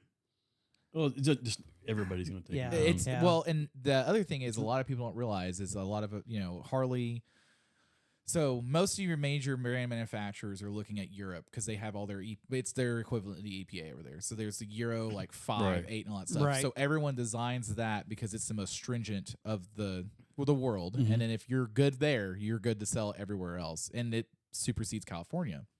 And Harley was talking about this probably 2 years ago, where they were like, we're getting to the point where we can't meet the Euro manufacturer standards, and like we're not a one-off small company like ARC or something like that. Right. And so then they got into the Rev Max is the newest one. Yeah, Is it's that a what Rev Max. Okay, I- and I could be wrong here, but I think it's kind of a revamp of the yes, it is. V-Rod motor. Yes, and because and Porsche. A lot of people also don't realize Porsche designs is like they're a consulting firm as much as they're a car builder, and They were in on Yeah. the Evo design too. yeah, and so they've had a lot of history of Harley, so it's only a matter of time until they start going water cooled, and Which I want. yeah, but Indian's already been there, Yeah. so now they've got the edge on the market. So everyone was sleeping on Indian, and I'm like, you can do a lot of shit to the Indians Yeah. now. The aftermarket has grown substantially for them since they've gotten away from the Victory. Yeah. Well, when they dumped the Victory, that pissed a lot of people off It did. in the industry. So a lot of people are kind of cautious about jumping into the Indian market. And because I had Spitz, I can't remember his name right now. He had a Victory, he had a bunch of Victories. He really liked them. He said they were solid bikes, really good stuff. But then Polaris says, nope, we're not doing Victory anymore. We're only going to run parts for it for like 5 years or something like Right. that. And then they're going over to Indian because they bought the name brand. Makes sense to buy the name brand, but you could have kept some workable parts back and forth because you already Yeah. have all that engineered, Right. designed, Yep. rebrand it, and then as you go into the future, start modeling new shit for it. But I guess they didn't want to do that. Indian's a superior bike to Harley. Oh yeah, And anybody thinks I'm wrong, you're wrong. But yeah. I still don't want one. No, I mean like I've Yeah. ridden that. The only thing I really wanted from an Indian was the FTR 1200. I rode I wanted one for a hot second. And Have you been look, on one? They look really Oh, good. yeah. They look good. It's an art piece. Right. And have you been on one before? Yes. Okay, I bet you're gonna have the same statement. So fast as fuck. Yes. It. Uncomfortable as hell. Oh yeah, I rode one from Oklahoma City, Indian, up to basically over by your house. I got off in Britain. I did a loop back, and that's all I could do on it because it was wind's right in the middle of your chest. Yeah, So you're it's- pulling 100-something miles an hour, and you're feeling like you're getting ripped off the fucking bike. It's a race bike. quote Yeah. unquote. It's a flat track kind of bike. And it was fun, but I was like, I'm going to hurt myself on this. Oh yeah, oh yeah. I parked my Sumo. Nope, no more. Yeah. So yeah, talking about the Sumo, what's that bike? It's a 2019 Husqvarna 701 Supermoto. Have you finally got a plate for it? No, I never will play it. I haven't really rode it in 2 years. I was gonna say yeah. Other than the store to get, keep. But it scares the death out of me, man. Yeah, supermotos are a blast. This isn't really what I would call a supermoto. Yeah, that's true. A real supermoto was like a, actual dirt bike, a 450. right. A DRZ 450 or No, 400. not even a DRZ. That's not a real one. A real supermoto to me is like a 500 KTM or CRF 450. Okay. Or a CR 500, maybe a CR 250, 2 strokes. Yeah. That's a real supermoto. Correct. The DRZs are underpowered. The 701 is a 690 Duke motor Yeah. and kind of a dirt bike frame. It's a street bike motor. Way too much fucking power for Yeah. me. Yeah. The bike, they're about 300 pounds wet stock and just probably 85 horsepower, which doesn't sound like much. No, but it moves No, but really fucking there's good. nothing there for it to put. No, but Yeah. it's really easy to take 25 pounds off those bikes, Right. not even, without even trying. Yeah. The exhaust is like 20 pounds. Yeah, because it's got its catalytic converter in it and all that stuff. Yeah, to you be, get rid of that, and I put the little battery. I can't remember what they're called. battery weighs like 10 ounces in Yeah, it. yeah. It's like you had the tiny battery in it. Yeah. Yeah. So- The Sumos are really cool. I mean, I was kind of expecting because probably like 05, 06, those got really, really popular. I saw everybody on them, but they didn't last. That trend just really kind of. So it's Fell Shelby's fault. I'm down at his shop one day. Who has a Fuck- KTM 11? Fuck that guy. Yeah. Well, he had a 701. He bought a brand new one, and I was like, I want one of those in my life. I want one of those in my life. Because they were talking about going to Howlett and all this shit. Oh yeah, dude, they're a fucking blast. So by the time I got around to getting mine, Shelby was already over it. And Who got him into it in the first place? Was it Tim? no, Tim has a real supermoto. He has Yeah. a 500 KTM. Oh, fucking Tim has one of everything. And Tim can actually ride. Tim is Yeah, he's a real rider. You need to get him on here. Let him talk about some of his. Oh, We've talked. escapades. We've talked about, that. and I talked to Tim, and I was like, that will be an 8-hour long podcast. Yeah. We will have lunch in the middle of it because Tim is the shit. It'll be part 1, 2, 3. He's an amazing fabricator. Yeah, Uh, he's doing his arms because he does machining for weapons and stuff. Yeah. Like he was like, "Do you like guns?" I'm like, "I mean, sure." Like, I'm not a fucking gun nerd. And he was like, well, "Hold on." Opens up this closet, and I'm like, "What? What's that? What's this? What's that?" And he was like, "This fucking that kills you this way. But this one it blows you up like that." And I'm like, "Okay." he's just as nerdy about motorcycles. Oh yeah, and in cars and shit, like he's Yeah. if you're into it, he's either into it still or has been into it, knows everything about it, and he's moved on past it. Because he's the reason why Shelby is really big into the Colemans and all that shit. Because Right. Tim's all Yes. about him. I can't remember what was his name. We still need to go build some and race with them. Oh, That yeah. would be so much Yeah. fun. One of Shelby's customers. Which bike do you remember? No, he came down to the shop one day and he had a 701. Oh yeah, okay. And, Shelby went and rode around the block or something, and he's like, "I'm gonna get one of them." Yeah. I'm down at the shop a few months later, and Shelby has a 701. And I'm like, "Yeah, I want one too." Yeah, I want one too. Yeah, Well, I wanted the 690. Yeah. Which is the KTM. yeah. My buddy has one, and he really Same fucking bike, likes it. just Yeah. orange. Yeah. So I went down to Ajax, and it was the day after Christmas, and I'm like, I'm getting myself a Christmas present. I was like, I went in there and I said, I want a 690 SMC. Yeah. He's like, we ain't got one. I was like, I know. I'm telling you to fill it out. Yeah. But Yeah. well, I don't know when I'm going to get one. And he's like, man, I'll make you a hell of a deal on a 701. And I'm like, I don't really want a 701 because Shelby had one. Yeah, you wanted a little different. Yeah. But he made me a deal on it. So I'm like, okay. You know, a wise man once told me a good deal is like the clap. It's only good while you're getting it. But Yeah. yeah. But yeah, I wanted the KTM because now they got gases, but Yeah. these are even cooler looking. Yeah. Yeah, I like the gas layout. I like the gas. That's the red KTM. Yeah. Husky's the white KTM. What's funny is all my dudes I know in Sweden are like, yes, they're all the same. They just have different colors. Oh, my title says KTM on it. Yeah. For my Husky. Yeah, because that's the same importer. And now the KTM's doing fucking supercars and shit too. We don't get them. Dude, KTM's KTM makes the best motorcycles, hands down. Yeah, they're on point. Well, their slogan is ready to race, and Yes. their shit's ready to race. Yeah. 100%. Yeah. You buy a new Honda CRF. I haven't bought a new Honda in forever, but you got to change bars. Yeah, you were all doing the shit, stuff. all Yeah. the trick stuff. You don't have to do none of that on a KTM. You Nope. just- You're fucking out of the box, out of the crate, ready to go. Ready to go. Yeah, because I know a couple guys that work over at a Honda dealership around the corner. We will just name them. We'll leave them unnamed. But they were like, yeah, like we sell it to the customer, and then they have a bunch of shit we're doing all in the in the back in the shop. They sell like Huskies and Kawasaki's too now. Don't they? They've got Honda, Suzuki. What's the name? They bring a Japanese or a Chinese bike in, Taro, which was funny. So the Taro bikes are real cheap, and I was talking to all the guys over at that dealership, and I was like, "How are these?" Because my brother-in-law wanted one. I was like, "Does he just need to save the money and just buy a fucking Honda?" And they're like, "I know that like Steve's Wholesale used to bring in all the Chinese shit that was really shitty," and they're like, "This is not." It's not going to last as long. You won't find it in a shed in 20 years and it's in good condition like a Honda would be. But they're very competitive for the dollar amount you're spending on one, and they're actually pretty good. And they have it all the way from a 50, like a PW50 competition, all the way up. I think they got 450s now. Here's the question: is there parts available? For Yes. it too? Yeah, and that was one of the things too. They're like, yeah, like our biggest competitor for parts on this is Amazon. And I was like, really? And they're like, yeah, because it's they were telling me in the parts that they have to be they have to check Amazon like once or twice a month to make sure that they're not overpriced. And if someone stops ordering all the shit, they have to go back on Amazon and make sure. Because like they're like Amazon free delivery. Dude, Yeah. sometimes you can't beat it. So I got a good Amazon story that I'm going to take a piss. Okay. So I ordered new wheels from FXR and stuff. Yeah. Oh yeah. And was looking at tires. Mm-hmm. And I was going to have Shelby order me some on drag. Right.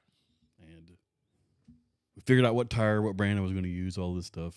And he shot me his drag price. And I was like, man, just for shits and giggles, I'm going to look these up on Amazon. As they were one does. cheaper for me, Yes. nobody, to buy the same tire than it is for somebody who has a drag account. Yeah. Right. And So free I'm like- shipping. I don't understand that. Yeah. And that's the number one thing is like, you know, I have a buddy that works for Revzilla and everyone's always like, can you give me a really good deal on tires? No one gets deals on tires. Amazon gives them. Amazon Yeah. gets you the deal. Like, go I figure saved out. like $25 a tire. Yeah. Go Damn. figure out what the fuck you want and then put it into Google and see who has it cheapest. That's the dealer price. Like, Yeah. not Joe Blow from like, Right, hey, drag, right. give me. Yeah. So don't sleep on Amazon. Yeah. Okay. He's like, I'm an old man now. You made it an hour and 50 minutes before you had to piss. And he wasn't like Nate. He didn't open up a beer can and try to piss in it. Yeah. So Freaking animal. talking about animals. So Spanky and I, if you made it this far into the podcast, which you probably have. Hi, Mitch. How are you? What's up, Mitch? What's up, Nate? dog? You degenerate. Yeah. Fuck So that guy in the white pants. fuck that guy in the white pants. So we saw a grizzly bear last week Yes, we did. up close in You're- personnel. You are welcome. I How was much- trying to get somebody's face ripped off. You were very close. I was definitely thinking one of our wives is coming home looking like the lady got fucked up by that monkey. Well, you know, when my wife, when my wife was like, yeah, maybe I shouldn't stick my arm out the window since he could just swipe The and realization kick. on her face when she made that thought process, because I could see it in the mirror. Yeah, when he looked up and he's like chewing away at something. Nom, nom, nom. Yeah. Priscilla. I don't know what you did. I don't- It's a robot bear. Anyway, I'm not going to go for the sound effect. Anyway, I'm a bear. All of a sudden, he just looked up and looked at your wife. Yeah. And he was like, I'm hungry for human. yeah. Yeah. I'm like, and that's probably not. We're in the middle of nowhere. You know. I mean, yeah. There's not a quick clot around No, to take care of this. No. Nor is there an ice chest. No. And I really don't think White Horse, Yukon territory is where you want to be going to the hospital. No. Yeah. Did you see the homeless lady that kept walking up to me when we were at Subway? No, I was on point trying not to get shanked by a crackhead. Yeah. That was really surprising at the amount of actual. How rough White Horse was another level. You know, I was unpleasantly was- surprised because it's Canada. Canada's usually Canada. pretty fucking good. Canada, eh? Not over home there. with Ryan Reynolds. Yeah, fucking. And Ryan Reynolds was like, I don't go there.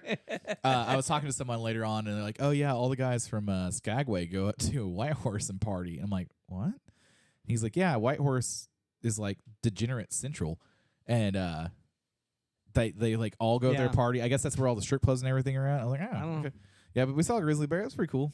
So yeah, Mitch has already heard about the grizzly bear, but So the house I grew up in had the same color toilet and sink. That's crazy. so I live in a '60s era build house, and where the studio is, and It still has the 60s era bathroom. both bathrooms are different. That one's yellow and that one's the green. So I think that was a greenish bluish. Yeah. And then the master was like a pinkish color. Yeah, Yeah. that's how my dad's house is. It's Yeah. that weird salmon pink. First house I bought was that powder puff pink. God, it's awful. Yeah. That shit's so old, it's cool again. Yeah, I know. And like, I well, don't know that I'd go that far. that's, like I worked at an Let's architecture. think of Bathtub Fox. I wouldn't change it. Yeah, well, I'm like, man, fucking no. I bought fucking. So this dickhead goes over to Lowe's and he gets these big fake marble tiles, and he got them on super sale.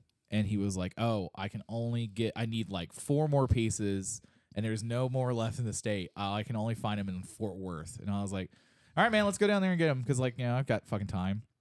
And so he calls fucking Lowe's down there, and he's like, "Guy's like, oh yeah, I have 128 of these, or well, whatever the fuck it was." Yeah. I was like, I actually had enough to do it, but it's one of those things where it's like, I was gonna have 2 tiles extra from what I've got, and I'm like, that's cutting it a little close. Yeah. So I was like, I needed at least another box or 2, and so I was like, I was gonna run down there, and so I was like, well, I got the truck, I've got time on a Friday or whatever, so I was like, well, we'll run down together because like a lot of times like because you and I are both kind of semi-retired in the sense that we're always going to kind of be working forever. Self-employed. Yeah, self-employed. Retired. No, I'm only working for about 6 more months, and I'm never working again. You gonna get the van by then? I'm waiting on this election to kind of see how it plays out. And interest rates get down. And we have all figured out on the other side of the shake. But yeah, so I was like, all right, cool, we'll roll down there and do all the shit. So we roll down there, and my wife had liked the tile. She'd seen a picture of it, and I was like, well, do you want me to get some of the tile when we're down there? And she was like, well, yeah, I mean, I guess, sure, why not? And I was like, all right, cool. So the dude's like, I only have like not enough boxes down here because I did my count for both bathrooms. I was like, I need like this plus waste and all that stuff. And the guy's like, okay. And he's like, well, I got a pallet I'll have to get it off of. So it's an older guy and a younger guy, and neither of them want to unbox this pallet. Because they cut the first strap, and they all kind of look up at me. I'm like, continue. You gotta sell shit, right? I figured that's why I came to this goddamn store. And I look at the older guy and I go, how much is the pallet? Because it's all on clearance. And he's like, what? And I'm like, how much is the pallet of tile? And he's like, I don't know. Let me figure that out. He's like, I'll make you a hell of a deal. I'll make you a hell of a deal. And I was like, done. So he does some math, and I was going to pay I don't know, however much it was per tile and all that stuff for unit cost and all that shit. And then buying the pallet, I got it down so low where I was like, there's no way I can do this deal. Right. And I was like, he made me a screaming deal. And I was like, yeah, you just take your 2 boxes and return them. Yeah. And then I got a pallet of 17 fucking tiles or 17 boxes of tile. And like one of our other buddies is up here, and he's like, what'd you go do today? I was like, I went and bought fucking 8 bathrooms worth of tile. I've been needing to go down there to IKEA for like 2 years. I just haven't made it. Dude, well, now, it used to be IKEA wouldn't ship up here. You had to go down there and get it. Now you can actually buy your shit, and IKEA will ship it to Oklahoma. Yeah, but so you buy this $300 dresser or bed, and then it's $800 to have it shipped up here. You got to hit it at the right time because they usually run a special where it will be $100 flat rate for all your shipped shit, and then you get everything you want, and they ship it up here for $100. I went there last time with Shelby, and we got these little. It's a 2x4, like cubes. Yeah, that's where his. I got the same ones for my helmet. Well, I need another one because I got too many helmets. Yeah, yeah. Oh yeah. So, what color? Black. I'm gonna be down there Wednesday. Yeah, he's going down there. Yeah, like he can go down there and grab it.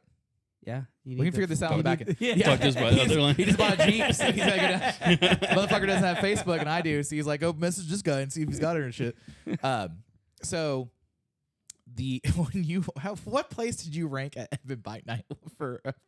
Was it V-Twin or what was the night when he came up there with? Was it the Road Glide or FXR when we were at the rail yard? I went there both bikes.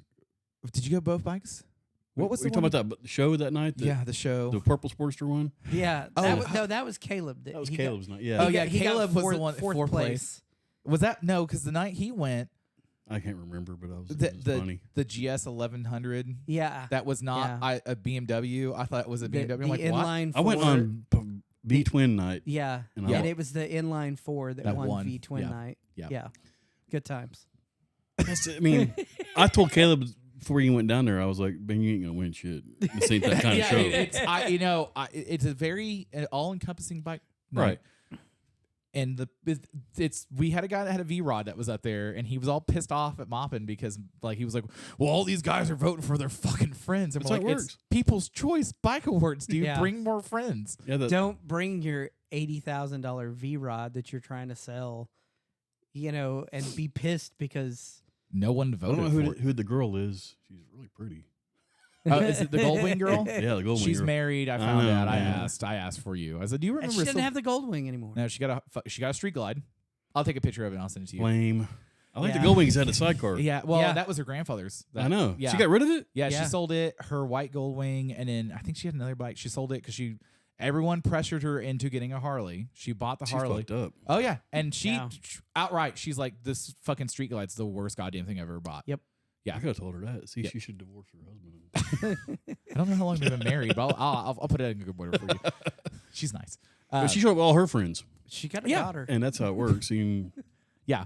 Well, and it's like, so when you came up there, I had met you maybe like 3 times, and you guys are all like, you and Lane showed up, and I think maybe Harrison. Hansen. I don't remember if Hanson was there. But yeah, like they all showed up, and like, you know, but you were like, don't touch my fucking helmet in the nicest way possible. Because you went, that's a really expensive Oh helmet. man, yeah. yeah. And I was I like, paid way too much to get that done, but was that one that Jace painted? yeah, Jace painted that. Okay, so that's the checkerboard one, right? Or not checkerboard, but It's got checkerboard and flames and yeah. it's Jace going to paint you another helmet? No, I can't afford another one. I heard talk that he wasn't painting helmets anymore, and I was like, okay, well. Yeah, and then he just posted something like, about it on Instagram. painted like about 14 fucking helmets.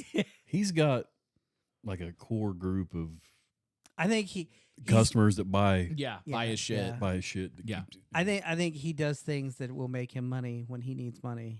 Yeah. You know, like Wouldn't anybody will. you? It's like, yeah, especially for what he's getting for helmets right now. Yeah. Like, you could do a couple helmets and I could have painted my FXR twice for what I paid to paint my. yeah. Oh my God. But you know what? Your helmet looks good. Pretty cool. Pretty cool. I wanted one. Yeah. And I don't regret it at all, man. It's cool as shit. Well, and The only regret I have is I wish I would have did a mod bandit instead of a ghost. Yes. dude, okay. I won't ever. So I got that Tonto. And Is Did your you buy yours Tonto- when I had to sell? what's that? Did you buy yours? Yeah. So Yeah. I bought 3 ghost bandits on that sale because they're like Yeah. 150 bucks. Yeah. Yeah. It was, what is your Tonto? Is it a ghost? What is it? Yeah, that's a ghost. yeah. Okay, I couldn't Yeah. remember. Okay. And We're both on the same page with this shit too. Clint striped it. Yeah. And I like it. I just, you know, my showy's a mod, and like going from a mod to not, I never realized how much I actually use the mod or how Right. convenient it Yeah. is when you don't have it and you're like, oh, this sucks. I have a carbon mod, but I'm like, man, I spent all that money on that ghost. I better wear it. Yeah. Dude, okay. So I'm a big showy guy. I have one of them too, and it's the best helmet I own. Yeah. So dude, I got It's just the not Simpsons- cool. Yeah. I don't give a shit, man. I was like, dude, No, I'm not saying it's just I have one. It's an amazing helmet. It's a mod. Yeah. You can hear a gnat pass gas at 1,000 yards Yeah. in that motherfucker. Yeah. it's just not a great helmet. It's a great helmet. It just doesn't look cool. But no, sorry. The Shoei is a great helmet. Yeah. The Simpson, in my opinion, is a horrible helmet to own. It's loud. It's loud. And Yeah. I'm not a fan of it. I'm like, it could be better on a lot of aspects of it. It But looks cool, man. You can put up with your bullshit. I know. Fucking I bought into some of the Kool-Aid. And I was like, I'm gonna get a fucking Simpson mod. And I was like, and then I'm like, it's good at wall art. That's all the big thing is The ghosts are a lot quieter than a mod. yeah, I've heard that from a couple different people, and I'm like, but it's a mod. It was the first mod I ever bought, and now I never want to not have a mod. I like my mod around town. Yeah, Yeah. On trips, I prefer a ghost. yeah. And the mod is just really helpful. Like when we were going to OFR, we got stuck in traffic in Stillwater, and I was like, I want to smoke a cigarette right now. Yeah. And then lit a cigarette up and smoked in traffic on my police bike in my fucking my riding jacket that has all my fucking medals and everything on it. So do you have the PA for it and all that? No, I don't have a PA for it. I need to get a CB radio to do a PA for it. That bike was decommissioned in 2001 from Oklahoma City Police Department. And between the ownership, when it went to auction, I had pretty much all the lineage of it. It lost the speaker, lost the PA, but it retained the strobe, the whiz whacker, whatever the fuck they call it for the Yeah. fucking strobes, and then the headlight's supposed to strobe on that bike too. I gotta wire They that. made a fucking gazillion of them things, so all that shit should be pretty available. Yeah. Well, I there's a think. guy in fucking Dallas that has 10 of them, and I've been messaging him since I bought that bike. And I'm like, let me come down and give you a grip of cash for the shit I want. Never responds back. I've had 8 people message him, and everyone says they read it, or that person reads it and never responds back. Damn. He's a real piece of shit. Does he have a shop? 'Cause No. we could just show up. No, it's like the photos are all in like a backyard. Yeah, and it's one of my They're not like buddies. an Instagram account for that shit, like their FXR parts? Yeah, there's a couple of people that really do it. There's a place out in Hollywood that's called Hollywood Motors that has a bunch of shit, but they don't ship. So I'd have to fly out there and buy everything and then come back with it. Or ride your bike out there, and I thought bolt about it on that. and ride back. Yeah, Be a man. I did think about that. You can still buy a lot of the parts new. You can buy like the external PA speaker for it. You can buy it new from Kawasaki. It's like $900. It's way too expensive. Yeah. That's why I don't have a cop bike. I've got a hard on for one, but if I get one, it's going to have all the shit. Yeah. Well, Joey Barella started this for me at Fast Life. Yep. That bike looks so good. He's a nerd. Yeah. Yeah. I've talked to him quite a bit. He's super fucking nice. And you know what's funny? He's like, I hate cops. Oh, yeah. And then he's like, I was like, why do you have this? He's like, I love cop bikes. Well, that's the whole thing. It's a big fuck you. Fuck you to you know. Yeah. And they look cool. So I knew about the FXRPs, Mm-hmm. and then the what is it? The Defender. Mm-hmm. Yeah. So he kept getting from Georgia. He got like 2 of them back to back. Georgia State Police did a Dyna that was a highway patrol bike. Those are pretty rare, man. So FXRPs are rare to begin with. In the grand Probably more RPs than there's way more RPs than there is. Yeah. But I don't see him a ton. And in the Dyna version, I was like, fuck, I gotta get one of those. I was like, if I'm gonna own one of these if I'm gonna own a Harley, I'm gonna get a super rare Pokemon. I looked at the price, I was like, no. Do you know what I could build and buy and wheel and deal? They make Road King RPs too. Yeah, so which are a little bit cheaper to get into. So I found one on an auction site the other day. RPs. Yeah, it's Electroglide. So it's Electroglide, so it's got almost a street glide fairing on it and all that stuff. So Robbie up in Colorado, that's what his is. Yeah. And so he was telling me all about it when we were at Fast Life. He's like, if you want to get into Harley for really cheap, that's what you need to buy. And I've been looking for one. I'm like, fucking, I don't have a place to put it. You already got a cool cop bike, man. Huh? You already got a cool cop bike. I know. That's why I know. That's actually like you don't need a Harley. I know. Everybody always tells me I need a Harley, except for like a group of people. You need one just to have one. Yeah. But you need to get the one that speaks to you. Yes. Whatever that is.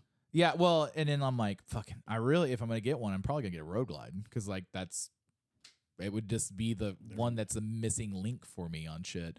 And, like the KZP is a bagger, but I'm like, yeah, the KZP. Road Glides are the shit. Like, my bike used to be a street glide. Yeah. And now it's a Road Glide, so I've had the same bike. Right. It's night and day difference with a Batwing or fixed fairing, and that's the thing. The KZP Road Glides way so much better. They're just ride themselves. Yeah.